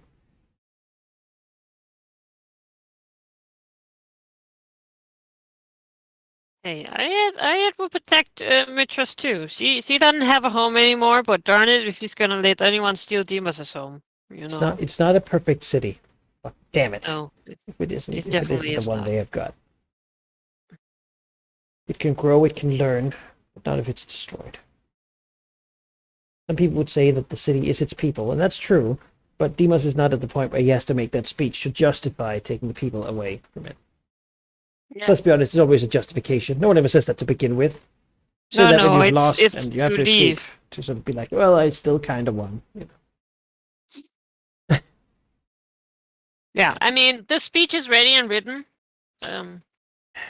Just in case. If we need it. Yeah, he has had his people make sure that we know the evacuation paths to either get into the water, onto the plains, or up to into the mountains, right? Depending on where the horrible disaster comes from.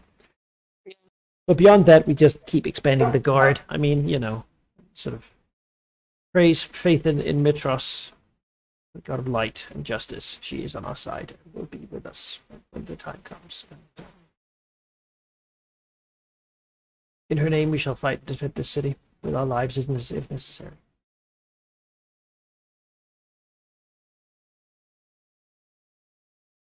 Yeah, but then he will visit the vineyard. Yep, I'm gonna put you over here. Are you coming as well, Arid? I don't know that Demos would share that with Ariad you're invited. necessarily. Why not? Do you want Well, her to come? I think Demos sees it as Arya doesn't really like being in the city or getting all the attention. So he generally be like, hey, I'm going to visit a vineyard. Smile. Do you want to, would you like to come with? So I we might see like there could be trouble, but hopefully not so much. Yeah, that's all I need to say. Trouble. Ariad's up. I believe she spent like some time with the sirens, right? Talking and making sure that The siren that has been out of circulation for a while can be, sheltered somewhere and slowly learn, how stuff is now. So I think he's definitely ready for a detour, if it is justifiable. So she'll come along. I assume Darius is working on locating locating Ferris's temple. That's a thing we need to do, and it's something I think he's the best at doing. Probably also God squatting it. That sounds God squat. All That's right. what he's. Then let's And this vineyard is right next door, isn't it? Yeah, there are a few that are right next to Mitros. The one that Pythor has taken as his retirement home is quite a distance away. It's like past the forest, sort of nestled into what from a distance just looks like a clearing with, more trees, except these ones. Well, it's a vineyard, there's no trees, there's bushes. But it's more hidden. You need to go like up a slight path, up a hill. Like you wouldn't happen to visit on accident, basically. Flying over, you also see that the vineyard isn't very large. Like the field is not that of a merchant who wants to squeeze out as much profit as possible. It's like the bare minimum to call this place a vineyard. Some would call it romantic or compact. It's small and nice. And a large part of the fields, there's a big hole in it. Scorched. A large part of it is just like a blackened ash. And flying above, you see 3 people. Well, people in a quotation marks. Gonna explain in a second. Sort of sitting in front of the little cottage house. 4 people actually. Apparently just chatting. 2 of those peoples are dragons. One's a centaur, and the other is a woman. All right. Is it Deimos' mother? Yes, that is the woman. The dragons are, of course, Typhor and Valus, as it turns out. And the centaur is one you've met before. It is Tanara. You brought my mother into this. All right. Well, we're not subtle, but we're subtle when we go here, but not when we arrive. I'm not trying to sneak up on anyone. Yeah, they see you coming. Typhor does like a, I mean, dragons don't wave, but he does like a head nod, which is the equivalent. Wait, which one is Pythor? Is that Resputian or? Respirian. Respitrian is Pythor. Okay, that made much sense. It was like that can't be Valus. I guess with Deimos' current helmet, I guess he's wearing like a golden veil or something, because this helmet, as I understand, isn't like a turn on, turn off sort of thing. It sort of means that if his helmet is uncovered, it's just blackness all around. Yeah. He takes it off when he's like home or talks to people, but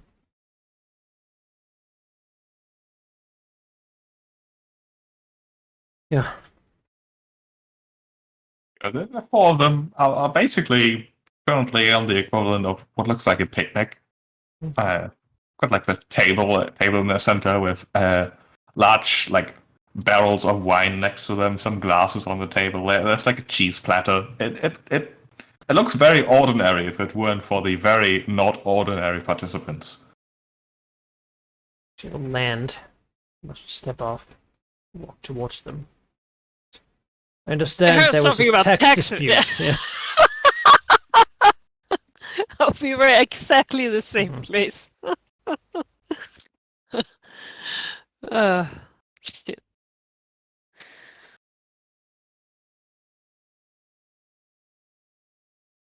I look at your approach. Pythor like stands up from his from his like cross-legged sort of lying down.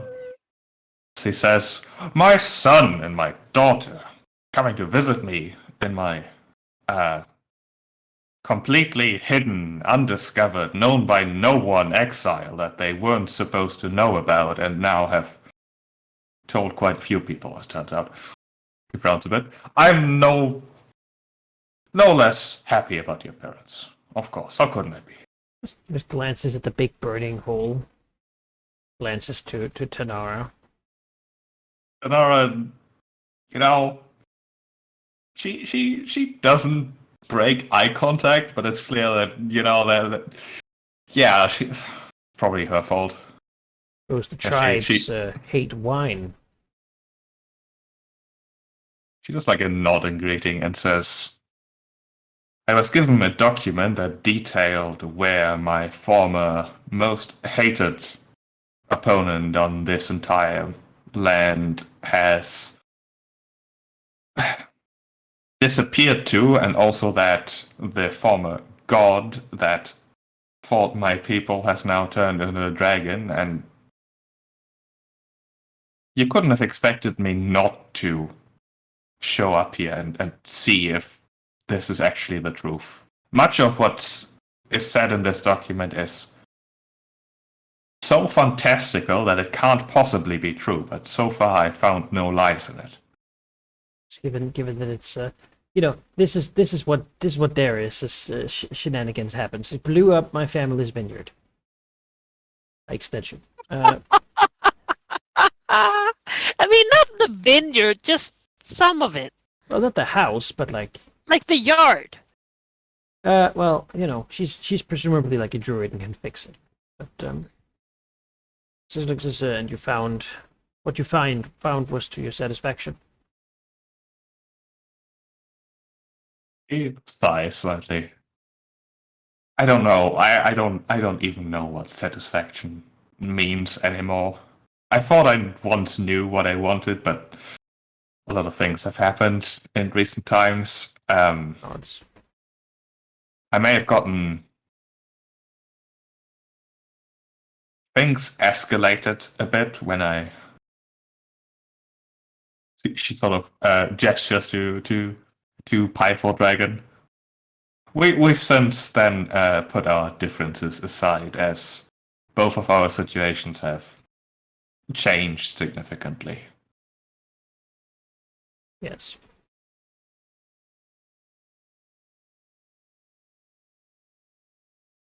Well, good to see you getting along.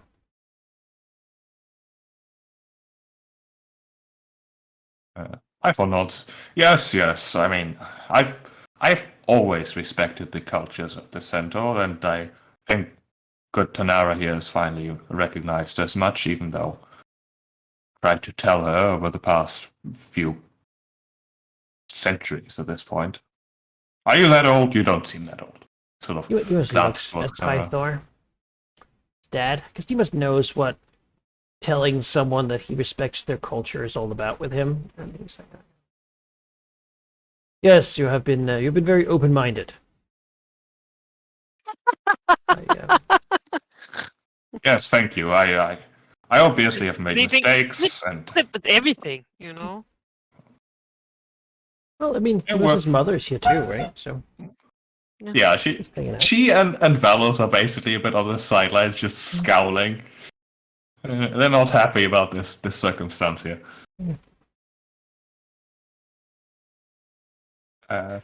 Presumably, the two of them are like the main force making these two, get along. Right, they're sitting there like their mom. Now you say sorry. Yeah, basically. Sorry I killed your tribes. And she's like, sorry I blew up your plants.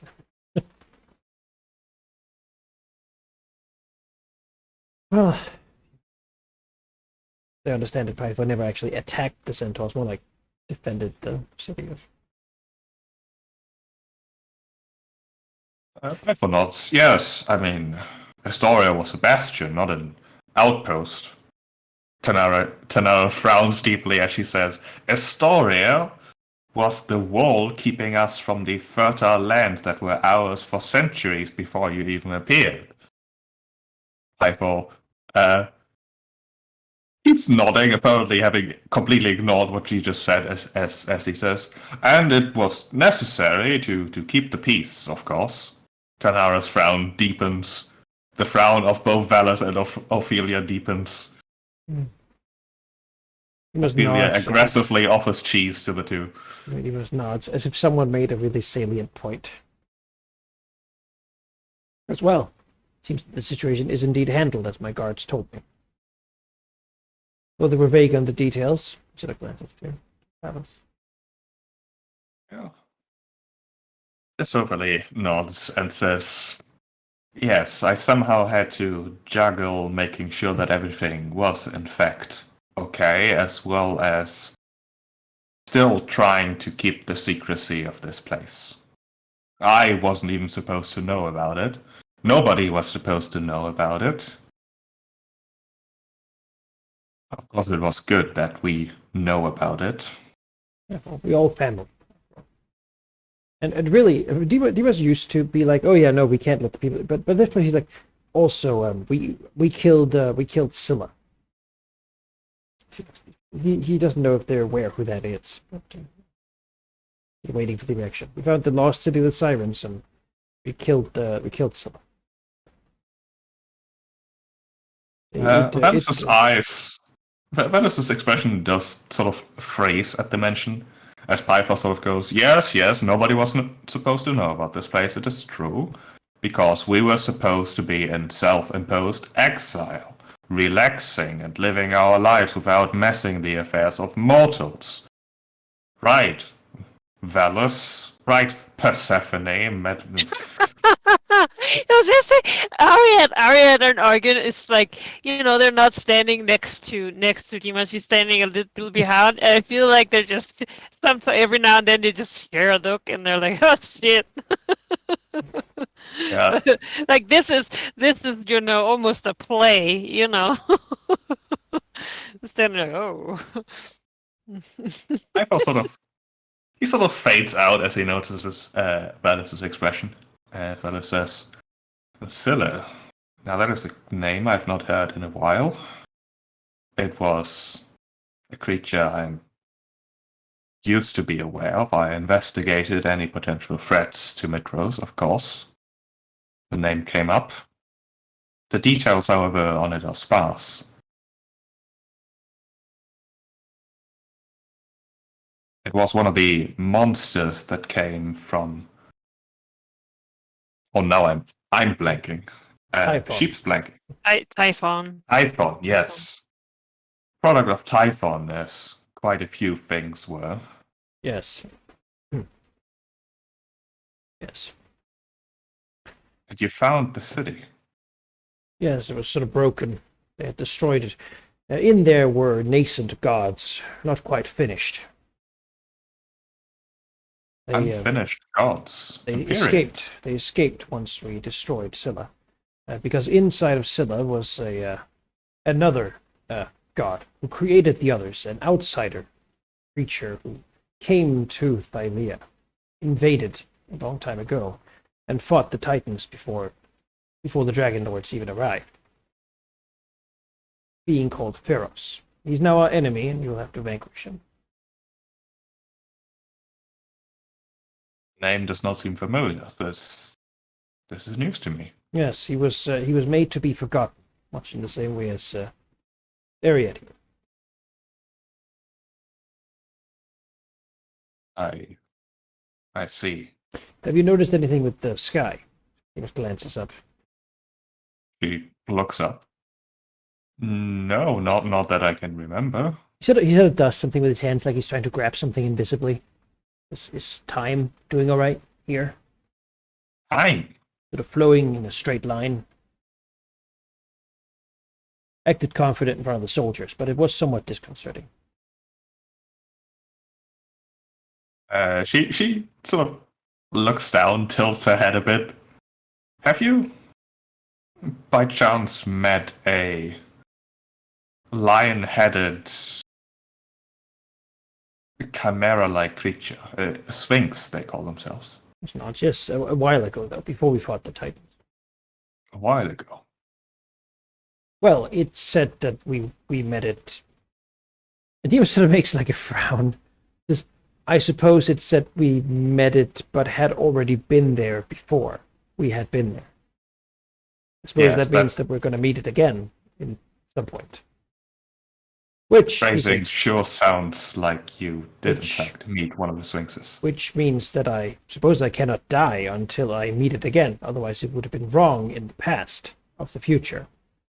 But then again, it is. I was told the future is changeable. You can fix what happens, what you saw in the visions they gave you. So it gets a little intense. You can change that. It is not written in stone.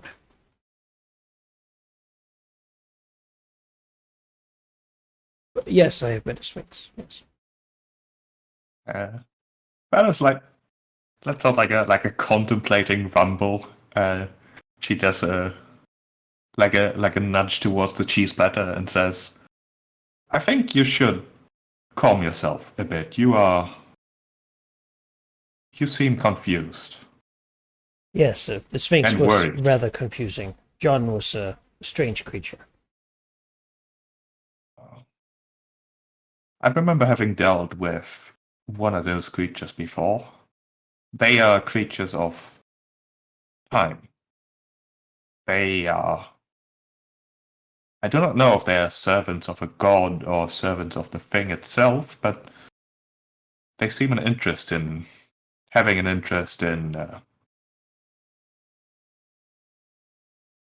Well, it is hard to say what they have an interest in. They were hard to understand even for me, and now even more so. The time in the Forgotten Sea is, well, I guess we weren't really in Forgotten Sea, were we? It's called the, outside the Cerulean Gulf, it's the name of it. What? The Never Sea? No, What are you looking for? it is the Forgotten Sea, right? One that has all Yeah, the islands, yeah. There's the Cerulean Gulf, which is the area directly It's around also- Valley, and then there's the Forgotten Sea, which is further. The time is unraveling within the Forgotten Sea. The Unravel- elementals are killing each other, air fighting water actively. 10-hour comments. I know something about that, although not the time bit. He just glances at her with sort of a "you did this" sort of expression, you know. I had nothing to do with it myself. In fact, I think I've mentioned the thing that is causing this before. My people are trying to find something to support them in these times, and they are in the process of trying to talk to an Elder Titan. Another one. Yes, one not Kentimane nor Philea, one that is imprisoned. Mhm. A being of air, a being of storm. Similar to Sidon's domains, perhaps, but more. Typhon, right? It has nothing to do with Typhon. Oh, good. Does it have a name? I do not believe it has any name I know, or they even know. I'm sure it does, but it's generally referred to as the Leviathan. Kill Yes. Leviathan. To do this, Dimas Yeah. takes out a pad of paper. All right. He says, "Well, suppose that's another have thing we'll a have to go deal with. Do you know where schedule. it's at, or where they're doing this?" I was getting close to figuring out where it is being done, however, I was intercepted. They've got assistants, flying scale creatures. Valus called them devils. Ah, Yeah. yes, Hades. I suppose we'll have to kill him before we kill Leviathan.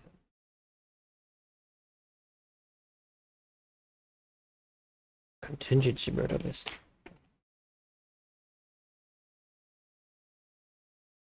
Lala sort of throws in, yes, but the Leviathan, as you describe it, has nothing to do with time. Neither does the escaped god, the forgotten god. Neither does the Kraken. Neither does Hades himself. I don't think I have anything on my list that would do that. No, time is thoroughly the Sphinx's domain, but they are not malicious creatures. They are annoying, certainly. Confusing, confounding even, but I don't always know. Saturn had the powers of time, didn't Yeah. he? Used it to change dragons, to age them quickly. Sidon did not have the power of time exactly, he had the power of foresight, which is related to time, of course, but it would not control it. Right. There could be one that I would have referred you to ask more questions about this particular topic, however, she has not resurfaced. I am, of course, speaking of the Oracle.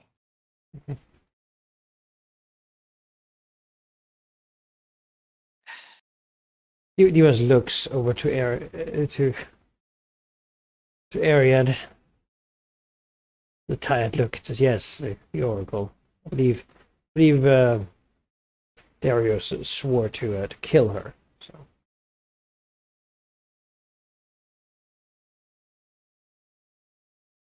I suppose we should go kill the Fates then. That's the next thing." Well,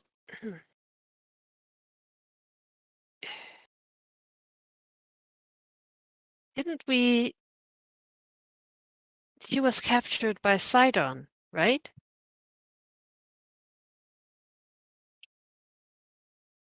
Or so Darius theorized. I don't really know what he knew. But last time I saw her was before we visited the Fates. When we returned, she was gone. I presumed she had already foreseen the deal he would make and didn't want to give him an option should he decide to change the outcome situation. I've tried to stay out of the thing, but perhaps it would be good to at least try and contact her. Not necessarily for help even, just she has been gone for a while, and a lot of dangerous things are happening. I mean, definitely for help. Are any of you capable of that? As it looks to the dragons. Enter Ariat. Well, what exactly? Contacting her. I don't know her well enough for sending a message. Don't think. I'm sure Darius has tried. I believe he cannot get through.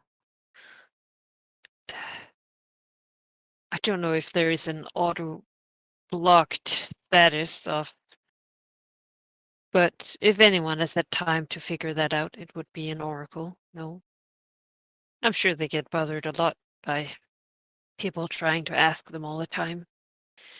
The main thing, the reason I haven't tried to contact her or do much about her is because her power of foresight is such that, first of all, I believe she's on our side. I believe she wants what's best for Titan.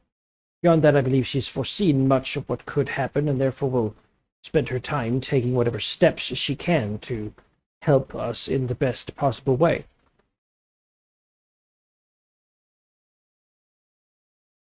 I think so.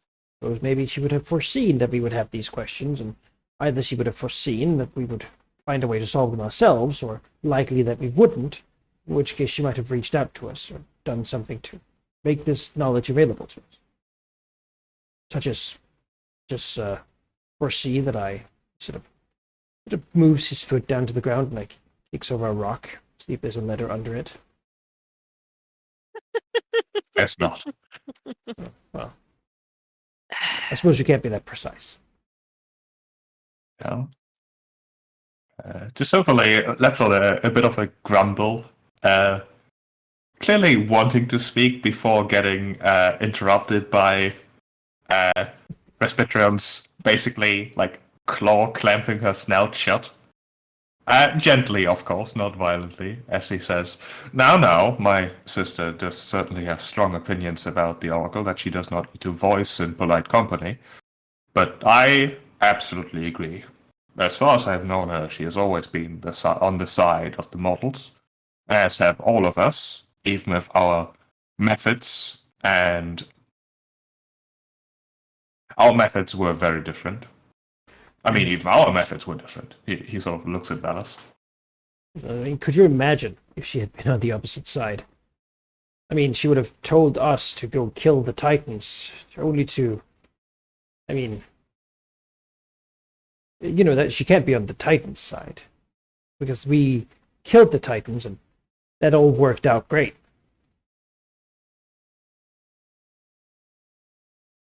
Sort of pushes off Respetrion's claw as she says, I do not believe that she is on the side of the Titans. However, I do believe that polite company.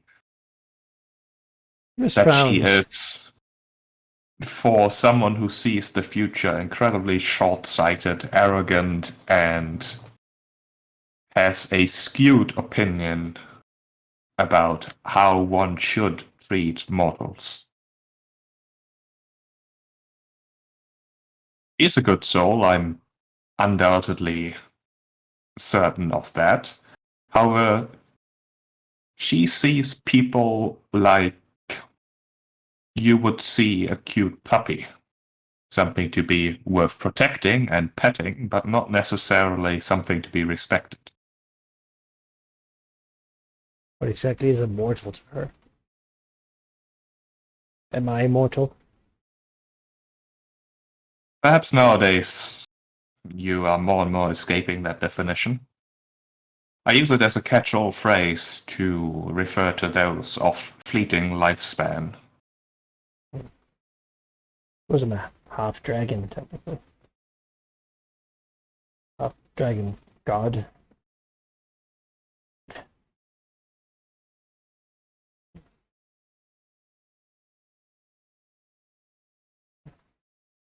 Demos contemplated for a brief moment, but yeah, I just want to share with you. Imagine if the Oracle was a bad guy. Foreseeing That would be the best long con. foreseeing that the whole like ashes burning the world, right? Yeah. And not telling us that part on purpose, so that we would go do the thing that made that happen. Fill the prophecy. Wouldn't that be some shit? It would be. And she ran away, not because Darius did anything bad, but because she foresaw that she needed to go do some other thing to make the world end. But anyway, these two dragons would be wrong about her good heart. Yeah. It also doesn't seem like if you want the world to end, the best way is to spend 300 years with Darius in a love den. So, you know. Yeah, I don't think so. Well, regardless, we don't really have a way to contact her. Yes.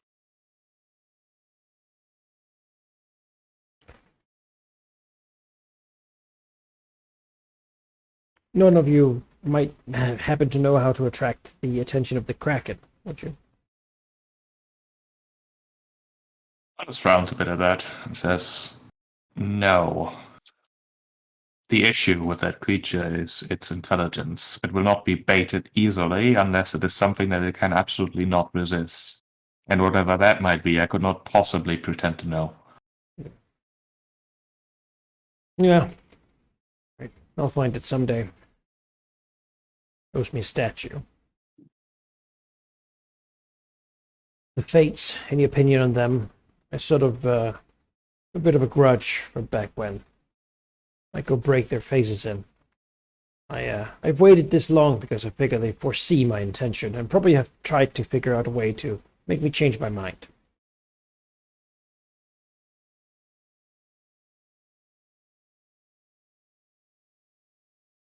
I have opinions about the Fates, but they are merely meddlesome.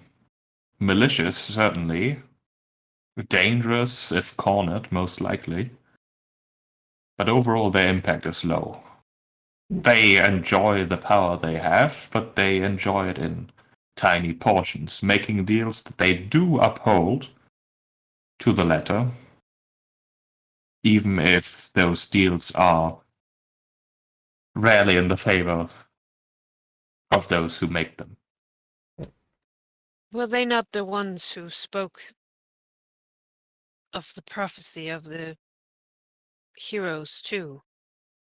Oracle. They saw the prophecy as the oracle did. Their powers are not very similar, not at all, but they share some of the abilities. The Fates are less about predicting the future and more about affecting it, while the Oracle is the exact opposite. Fates do not use their power. They do not abuse their power. As much as I would enjoy telling you that they are an evil to be removed. They are an evil, to be sure, but they never do anything that they do not first tell people that they will do. They approach people in their dreams, making deals with those who could not reject them, and then fulfill them to the letter.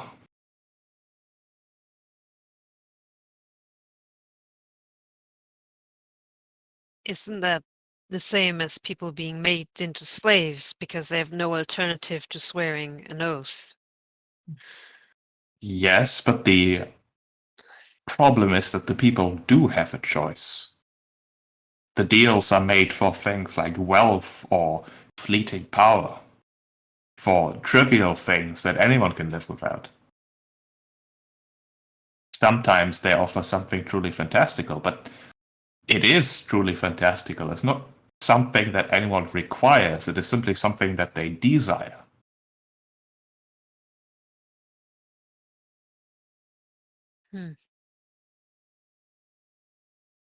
Yeah, well, at I'll least I know admit where to that I find them. too carry a grudge, though perhaps it is misplaced. I'm not sure. I suppose I thought they were the ones who were responsible for the making of the prophecies.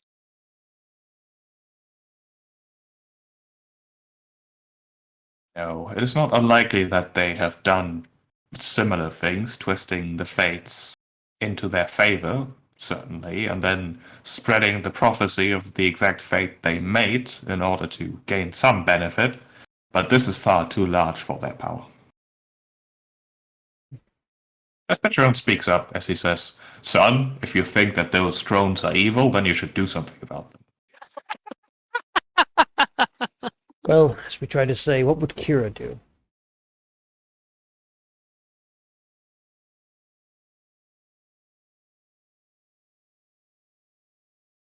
Well, if I know Kira, then she would find intrepid adventurers who have good in their heart and make them do it instead. Just looks at him. Thinks for a moment. Looks down his hand. He looks at him again. You know, that is probably what she would do. Oh, I guess that saying isn't really as profound as I thought it was. I guess it should be, what would Kira want us to do? Yes. Which is, I guess, deal with it in the heroic and morally upright manner. Alice frowns a bit and says, "Kira would want you to do it in her presence with a lot of flowery language and flourishes while you do it, and not necessarily with efficiency or foresight or forethought or thought at all, really."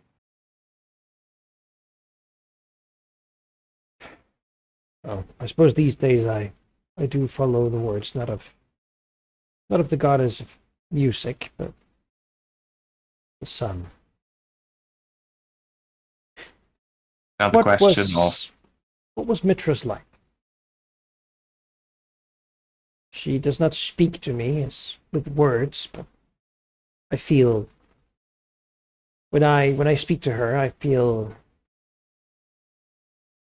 it's a sensory experience. It's a calm, a warmth, support, in a way. But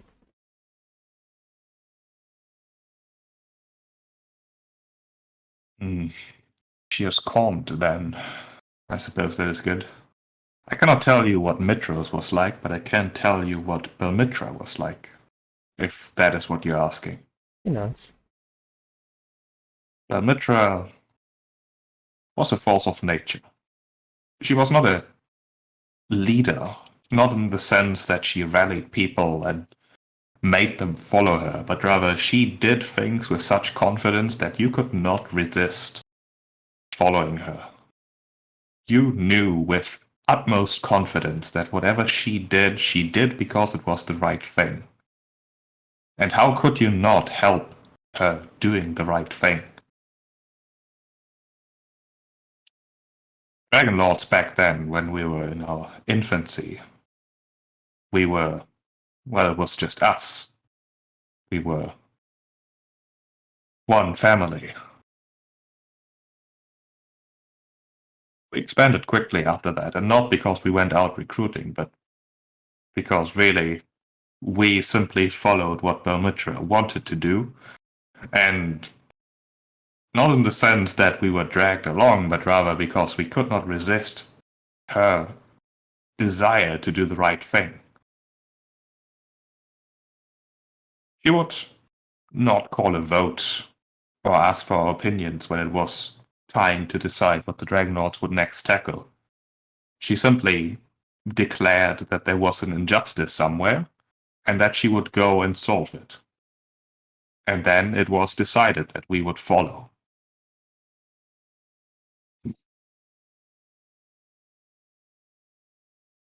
Perhaps my words are not doing her justice, but I think you would have liked her, even if she tried her best to be unlikable. Piper sort of, like almost like, not punching, but like, poking Valos with his shoulder, like, "Hey, don't speak to her, don't speak about her like that." As he says, "Valos is putting it very bluntly, but I agree with the force of nature part. She was simply a force of good and knew that as a force of good, she had to do the right thing. And always, everywhere, do the right thing. So she went around doing that and found people who could not argue with the fact that what she was doing was right. And so they followed her. Simple as that." how did she handle when things didn't go as planned?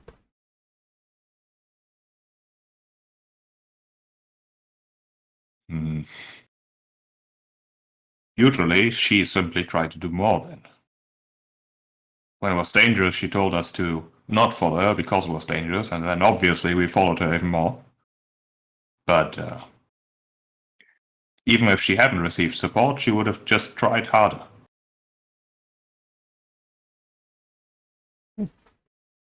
Just nods. It's comforting to hear. It feels somewhat similar in his approach to things.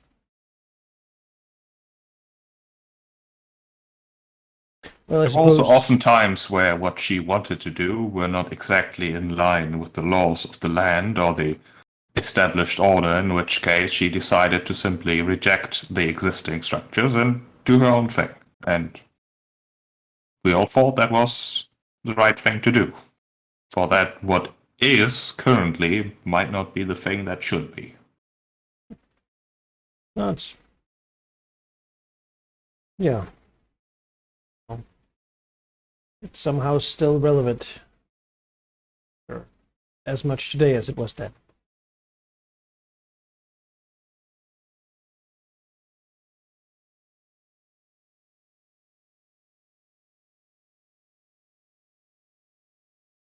Right. Well, don't think Demos has that much more to ask these people. He's glad that things worked out here. You know, a little insight.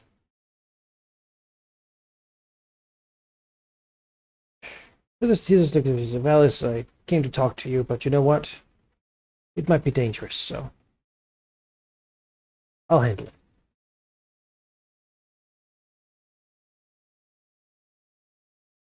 Harriet, Alice tilts her head slightly as she says, I believe that if you are confident, that you shall. But it might be wise to tell me what you're planning to do so I can potentially tell you not to. you wherever the goddess of wisdom. I'm going to find the bad people. I'm going to kill them. And that's going to make a vacuum, a hole where new bad people can rise up. And I'm going to just keep killing them until the world runs out of them.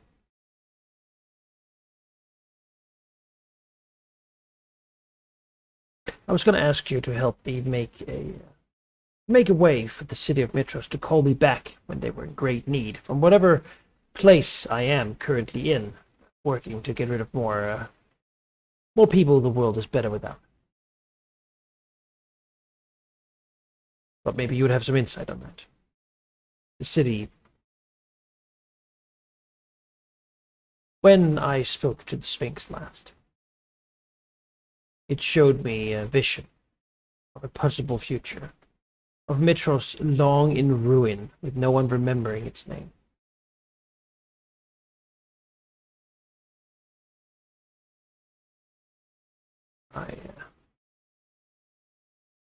I decided that that future should not come to pass. Well, let me answer one thing at a time. Your strategy is reminiscent, although she would not have put it as bluntly as what Bilmitra did. She did not go out to kill evil, but to defeat it. A distinct difference.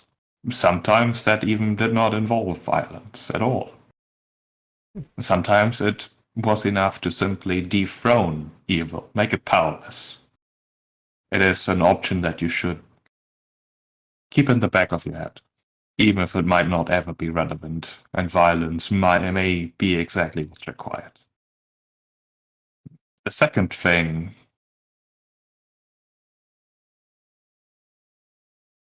one of the reasons why I've always had an issue with the Oracle was that she declared her prophecies, her visions to be certain.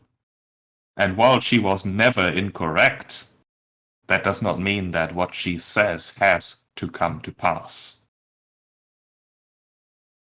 In fact, her declaring her visions to people, I strongly believe, is the thing that made them come true in the first place. Of course, there's no way to really prove that, no supporting argument for that, and it might not even be true. But again, it might be.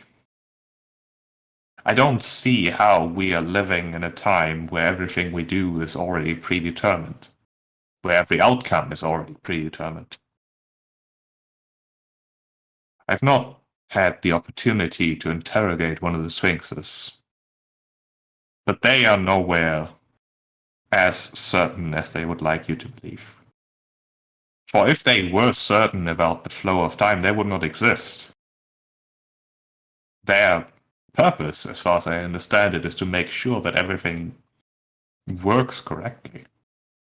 And why would that be necessary if you couldn't change the future? Maybe your ordinary man, your ordinary woman, your ordinary dragon does not have the power, the strength of will to change the future, but I'm sure there are those who do, and you might be among them. And the third thing, once upon a time that would have been very easy. That time has passed. There may be a way, but not with my powers.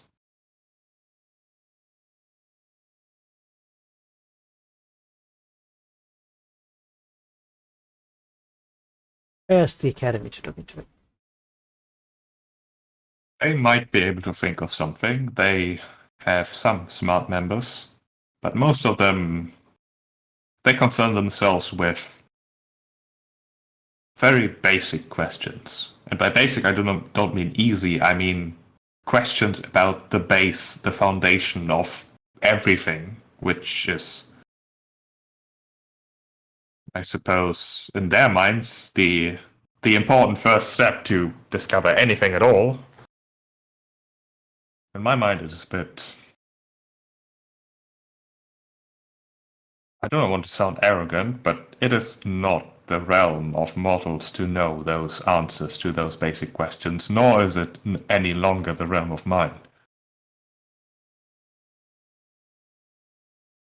Although perhaps in a time where time itself seems to be having issues, perhaps it is time to ask those basic questions. I don't know. I've been told, I believe I've been told that ships carrying myrmidons have been seen. Seems they've escaped their prison and have constructed ships so they can travel across the seas.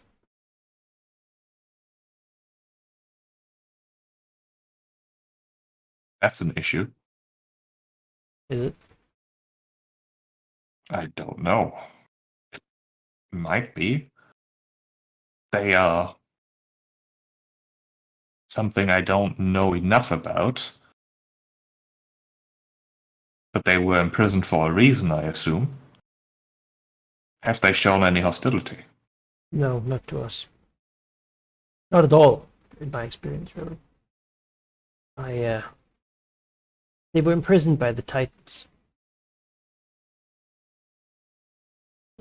When we met them, we decided to not prejudge them for the fact that we found them in a prison. After all, if the Titans could have imprisoned us.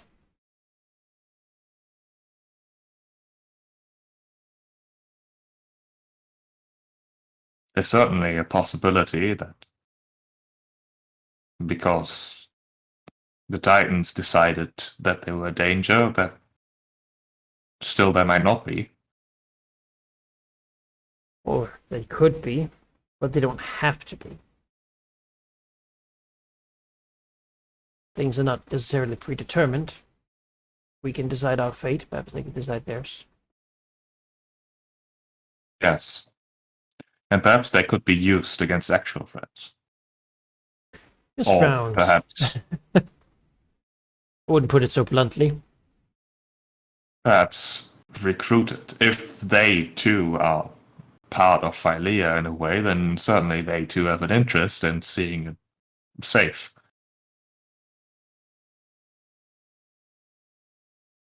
Not. Yeah. You know, you might be right.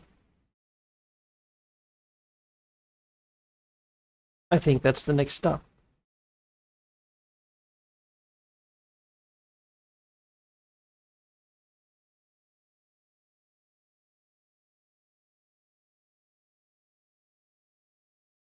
And I think that's the truth. I think Demos needs to go talk to the Myrmidons and establish some like a hello, here's a map. This is what's going on. Welcome to the world. And I have like a Myrmidons ambassador to come to Mitros to represent your people. You know. Unless there's some sort of monstrous other insect people in boats, but I don't think so.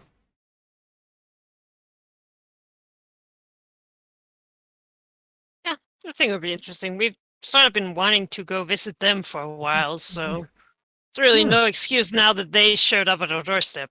Yeah. Let's attack the ships. Let's go find the Myrmidons. And say hello and establish proper relations and I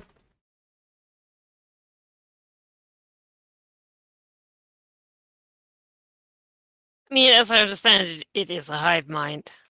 yeah, I mean try to establish friendship without try to solve a problem without violence, as it were. Yeah.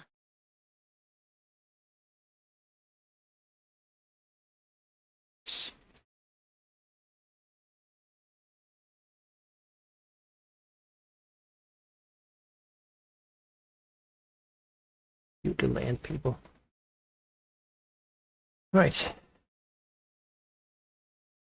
Right. Anything else you want to talk to my family about, Harriet? No, Ariad is sort of in the background here. It's not really Because her. it does seem like it was handled. I do think like we learned some things though, which is nice. Yeah.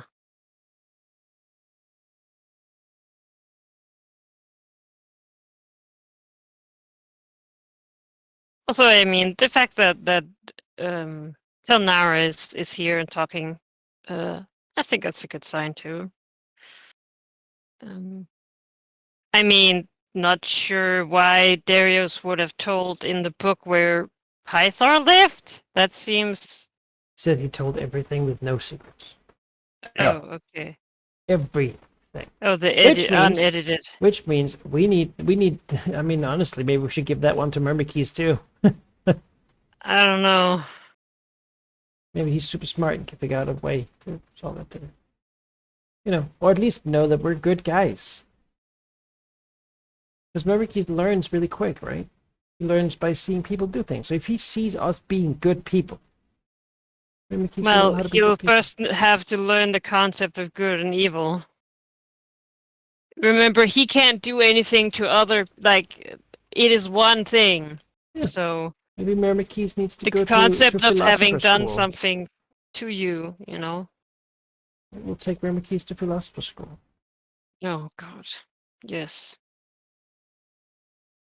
That's how we'll punish the philosophers who don't give us a portal, you know? I think they'd be delighted, and maybe somewhat shocked at how quickly Myrmikes might learn their advanced theories. Yeah. But Outdo them in their weird mystery stuff. I heard he sired into space. Yeah, they definitely did. But I mean, the invisible crossroad. That is, I think they literally built a bridge into the astral sea, I suppose. It's not invisible, by the way. It's indivisible, Oh, indivisible. like an expression of unity. Right.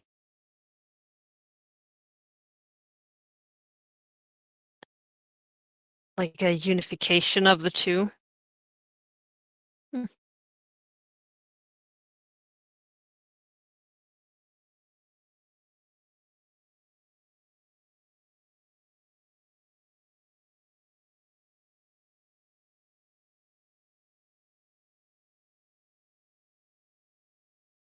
Yeah. In my mind, at the same time, in my mind, I'm like, why would you want to go up there? There's, like, But where? in the astral sea. Oh.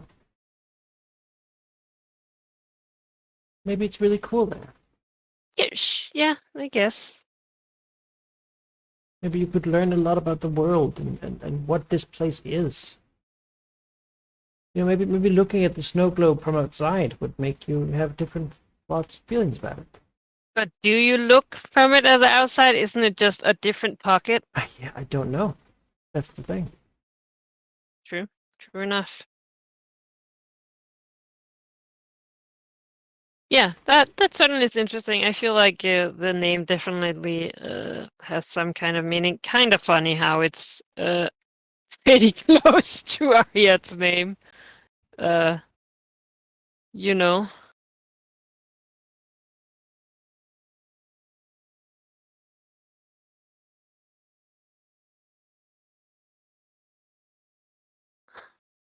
Yeah. Is this a where we stop today, or I think so. Right. like, yeah.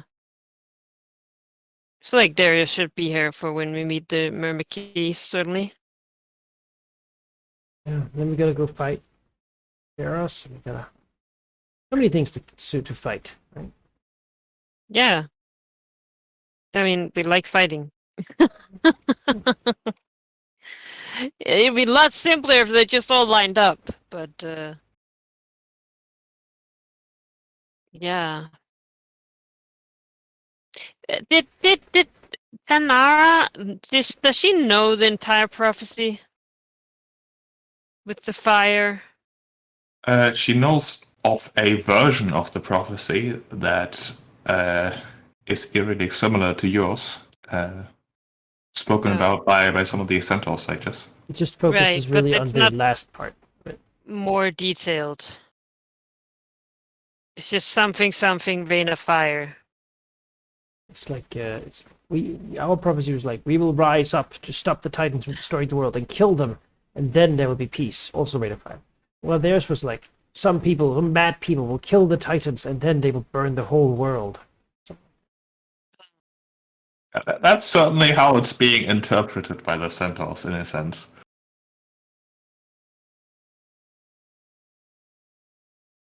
Right. Well, that's just like if she was friendly enough now, I would like to hear their prophecy just so that, maybe there's something we can learn that is not in our prophecy. Since we don't have access to the oracle. Or even an oracle.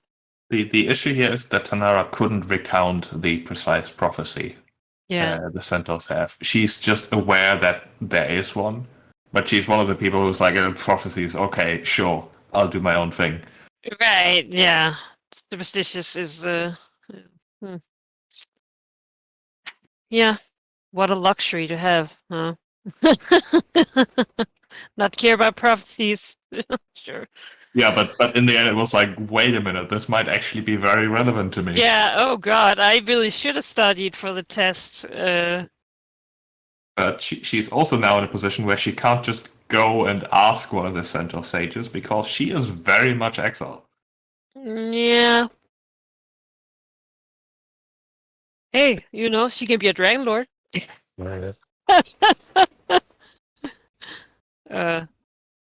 As I understand, we take in exiles, so.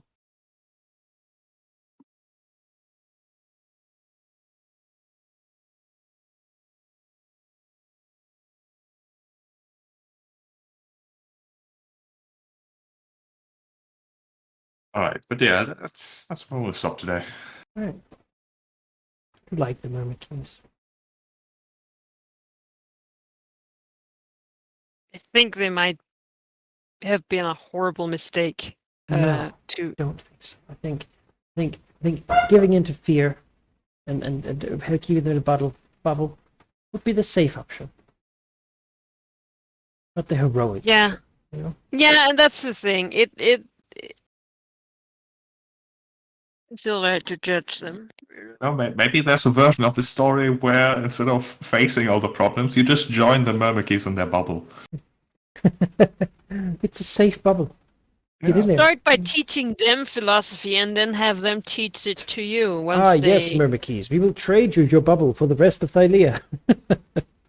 Let's put the people of Mythos in the bubble. Just one firestorm after the other. We sit there in a nice tropical island, sipping from like coconuts, drinks.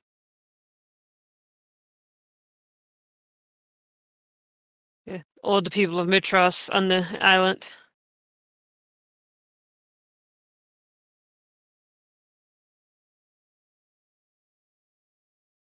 Might have to.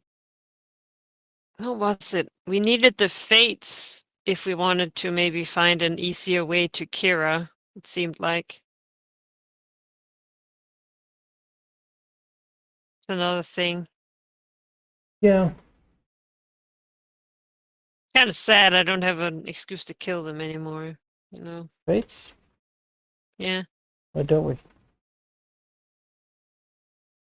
We don't have to. It seems like the prophecies are not going to stop just because we kill the fates. No, that was never the plan. I just don't like them because they're mean.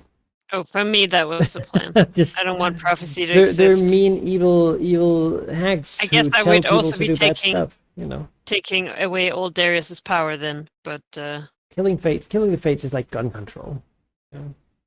Let's not give the people option to make crazy deals, but give them power. Yeah.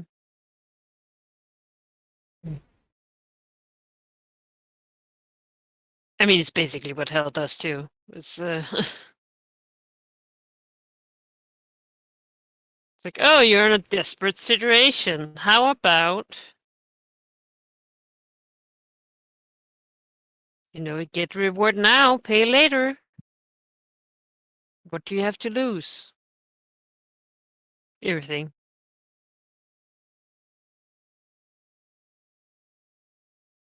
Also, I'm gonna be a Dragonlord. Yeah. A Dragonlord. Argon was like, I want to do cool stuff too. Yeah. Yeah. But has You he know, really deserved it? Has he redeemed himself? What he did? she Has she redeemed herself? didn't I don't know what she did. introduce herself, but she wants to do right, and you know. Let's be honest, the criteria for becoming a dragon lord is: do you have a dragon who wants to be a dragon lord with you? I mean, I was under the impression that I was a Dragonlord despite not having, body with a dragon. Yes, it's true. Since that is the name of our organization, which I still think we should change. But Well, it's like it's what people call it anyway. Like, are we gonna go correct them all the time? yes, Darius is literally writing history. Well, Sure. Artemisia is the lord of the dragon lords. Her destiny. Yeah, Deimos is the king of Mitros, true. son of Python. Arid is the haunted one. Great. The one whose Cool. family died and can't ever be brought back. Yeah. Yeah, What's your fate?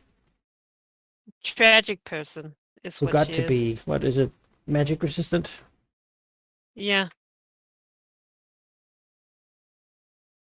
Yeah. Yeah, Tanara Scorchrun. I like her. Yeah. You know, I guess really, yeah, I was always like we should keep the whole God thing secret because it's easier, but maybe telling the truth is the right thing to do. Even if it complicates things, at least in some way it's less complicated. God thing. It feels like it's the right thing to do. Yeah. What God thing are you talking about? That the five are actually just dragons who took power from it. It's like a whole thing. But they were gods. Oh yeah. Like I don't feel like, I don't know. I mean, they were gods, and now they're not anymore. I don't really. I think also, like, in the time, like, people are relying on other forces now. Mhm. I don't know. It's not like Arya. Like Arya, just what she's doing, like, going around to different tribes and such. Those are not generally worshippers of the five, I think. So she would not really have like any idea about if people are still like praying to the five and such. That's not really.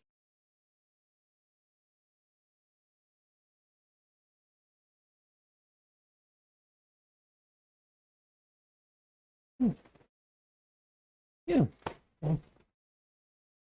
Well, what do you think? What do you think? What do you think next on the docket, Harry?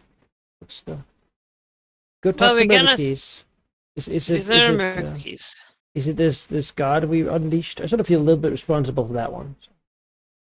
Yeah, Kraken is I like don't. not he's not our There's fault, so you know. much. Like I don't. Well, it's like a buffet. No, I Which hate one do that. you want first? Yes, but which one here is the cream potato bake? I know what I want out of a buffet. Well, But I that's because I guess. know the dishes. I don't know these dishes. Well, So I it's mean, like, this is like a buffet, but then there's like a cloth layered over, and you have to point and just hope that the thing that is under it is not like cold shrimp or something well, let's like be honest. that. The real truth is that we're gonna get to taste all of it. It's just like we just need to pick a place to begin. Right, that's true. I do think this god guy is kind of a jerk. So, and he has my staff. No, Well, yeah, our he staff, needs to go down. the staff of power. I'm not sure that we are meant to take him. Like, I don't know Meant to, like, if we can, I suppose. oh, we can. We Yeah, killed that's someone. fair. We can do it. We couldn't kill someone. Yeah, I suppose that's true. Well, okay, but we killed Scylla while he was in there stabbing her. Like, we Yeah. saw she was already wounded. Mm-hmm. It's true. So, We'll take him. Really fit Kintamane. I don't, Let's decide again, on. speculation. At one point, my mind is just like, alright, well, All right. I need to just withdraw all forces.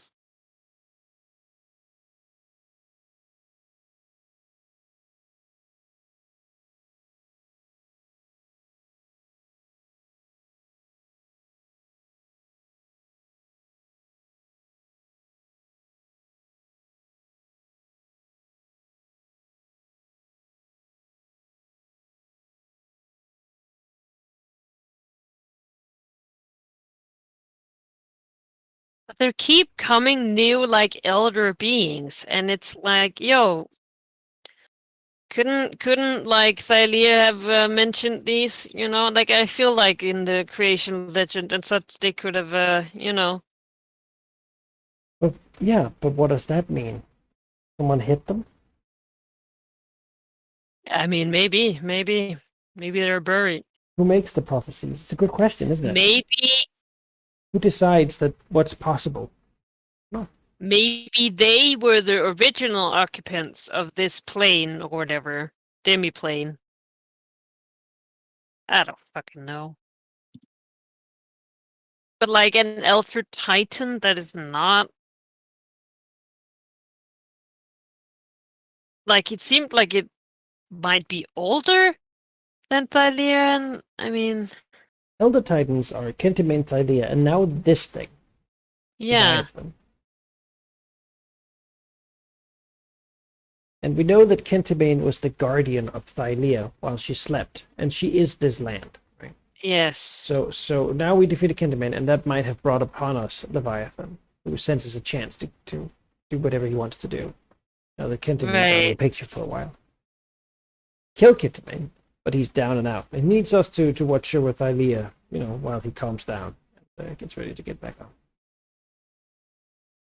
Something you've figured out before, basically, is that Elder Titans, the Elder Titans are basically creatures of the primeval chaos. Like, before proper planes formed and all that, and it was just tumultuous primeval goo, basically. They were among the forces and creatures who battled over the domain of the not yet formed world, basically. Like the creatures that fought during the Big Bang, basically, in a sense.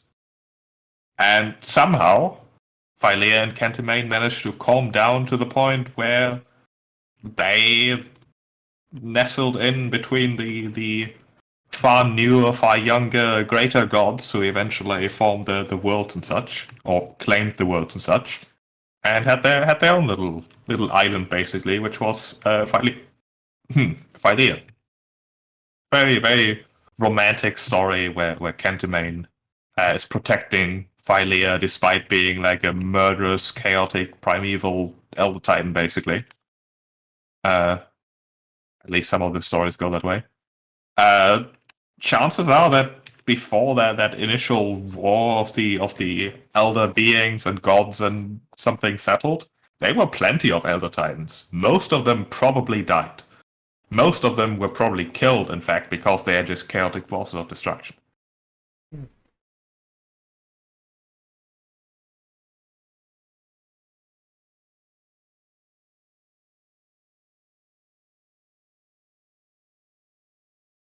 Yeah. And now we gotta kill one. Well, not yet. It has to be freed yet, but They're basically like elder elemental lords in a sense. Right. almost like this is based in Greek mythology or something. It's they also have like, oh, then there was the Titans, and before that the Giants, and then before that the first people like Uranus, and the god of the gods and then there was darkness that then had a baby with chaos, and they and it's like, oh, Yeah. okay. We're working our way down this tree of, Yeah. of lineages, right? But still, we're just dealing with stuff that was made by Typhon still, which is like, Yeah. Is the like god of monsters or whatever. it's more like we're dealing with the actions of some of the guys that we will then later have to face. Like, I don't remember. Scylla was like turned into this thing. She was like a person once, but she did something terrible, and so I think she let the Kraken out. Right, that was what she did. And she got turned into a horrible monster. I'm not sure if she let the Kraken out. I think it was at Maybe least that's an indicated assumption. that she looked into that thing and like made a deal with the. In my mind, I think she might have been like a warlock of the Kraken or whatever. Maybe she freed it, but she definitely drew upon the power, and I think it was said that she went too far, Mm-hmm. Apparently, maybe they're partners, lovers. Yeah. Well, they can't have been very active for the last 1,000 years. You know.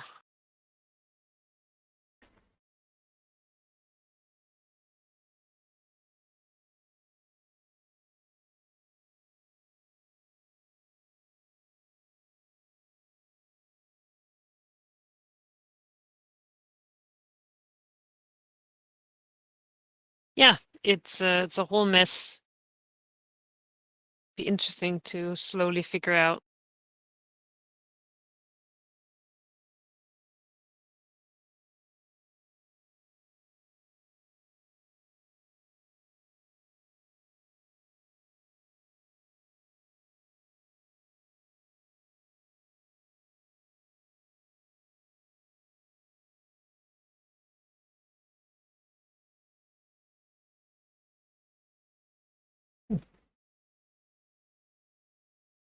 Oh.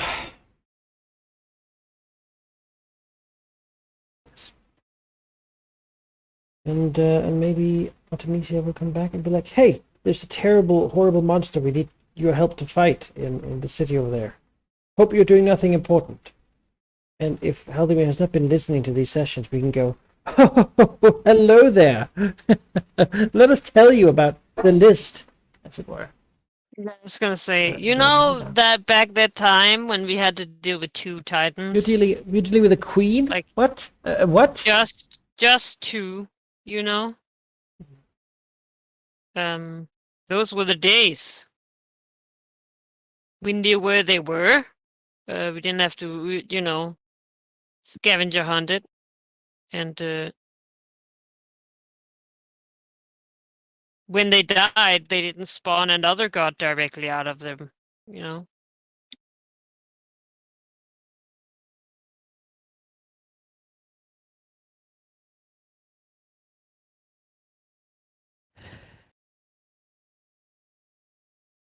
Anywho,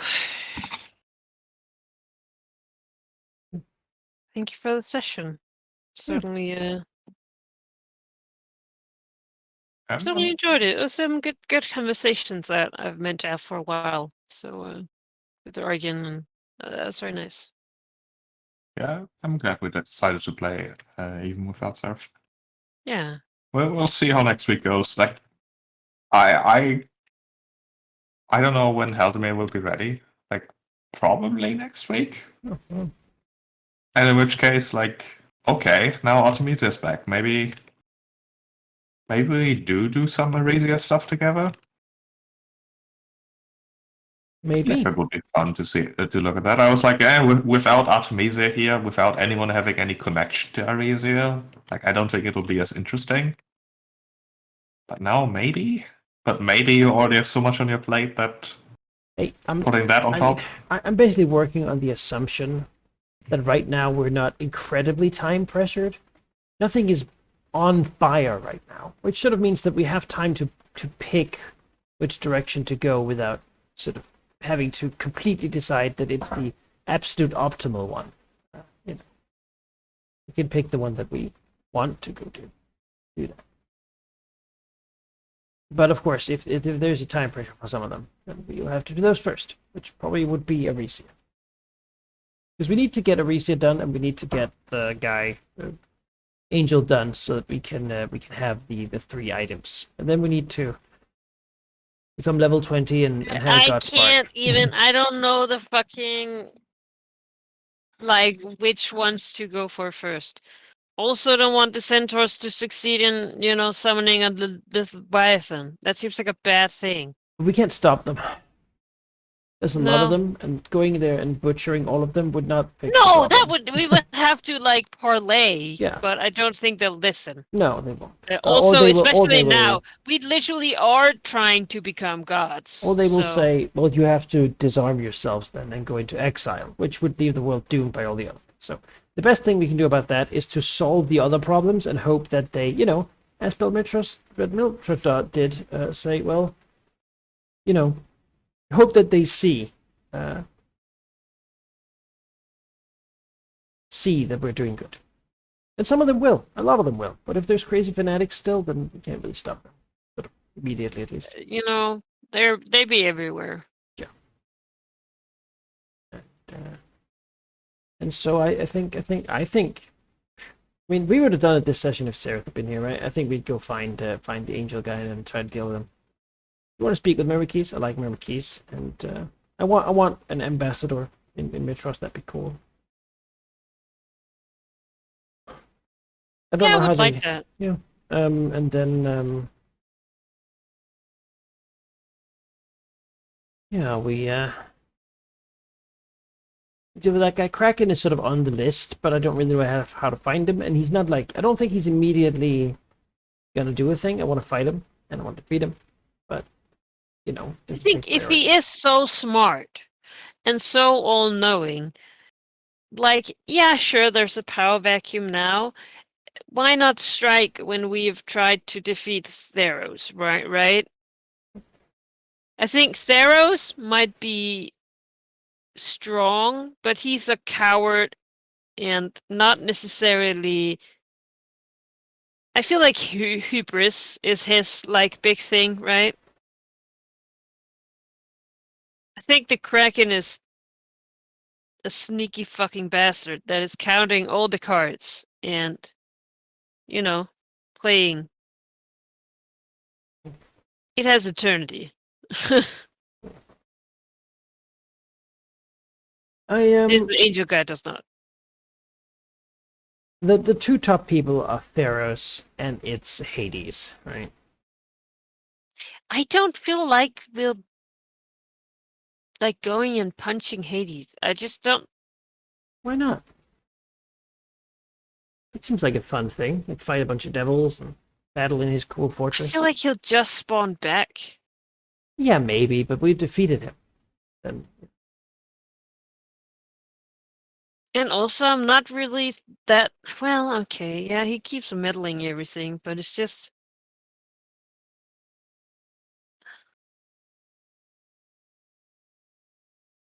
I think it'll be a fun fight. Oh yeah, definitely. I just mean, like, Shadowblade, story-wise, I don't Tragedy. know that would be, like, on the top of my list. Well, he also is going to try to get Kira. Yeah, that is, of course, beyond not that, acceptable. I have this idea, right? That he's probably working to get to her in the Maelstrom. So if we go beat him up, we can probably take whatever method he had thought of, and then Oh, still his research. yeah, we could be the ones to In do the sneaky ourselves. thing. I like that. Or it might not work that way. He might be waiting for us to do it, but at least that gives him a reason to not just run away if we're there raiding his lab. Yeah. And if he does run away, we'll get something out of it. I just don't know how to get there. Plane shift? Yeah, that's really a problem for a lot of the things. Don't know how to get Travel. Somehow travel is the biggest problem. there. Yeah. Yeah.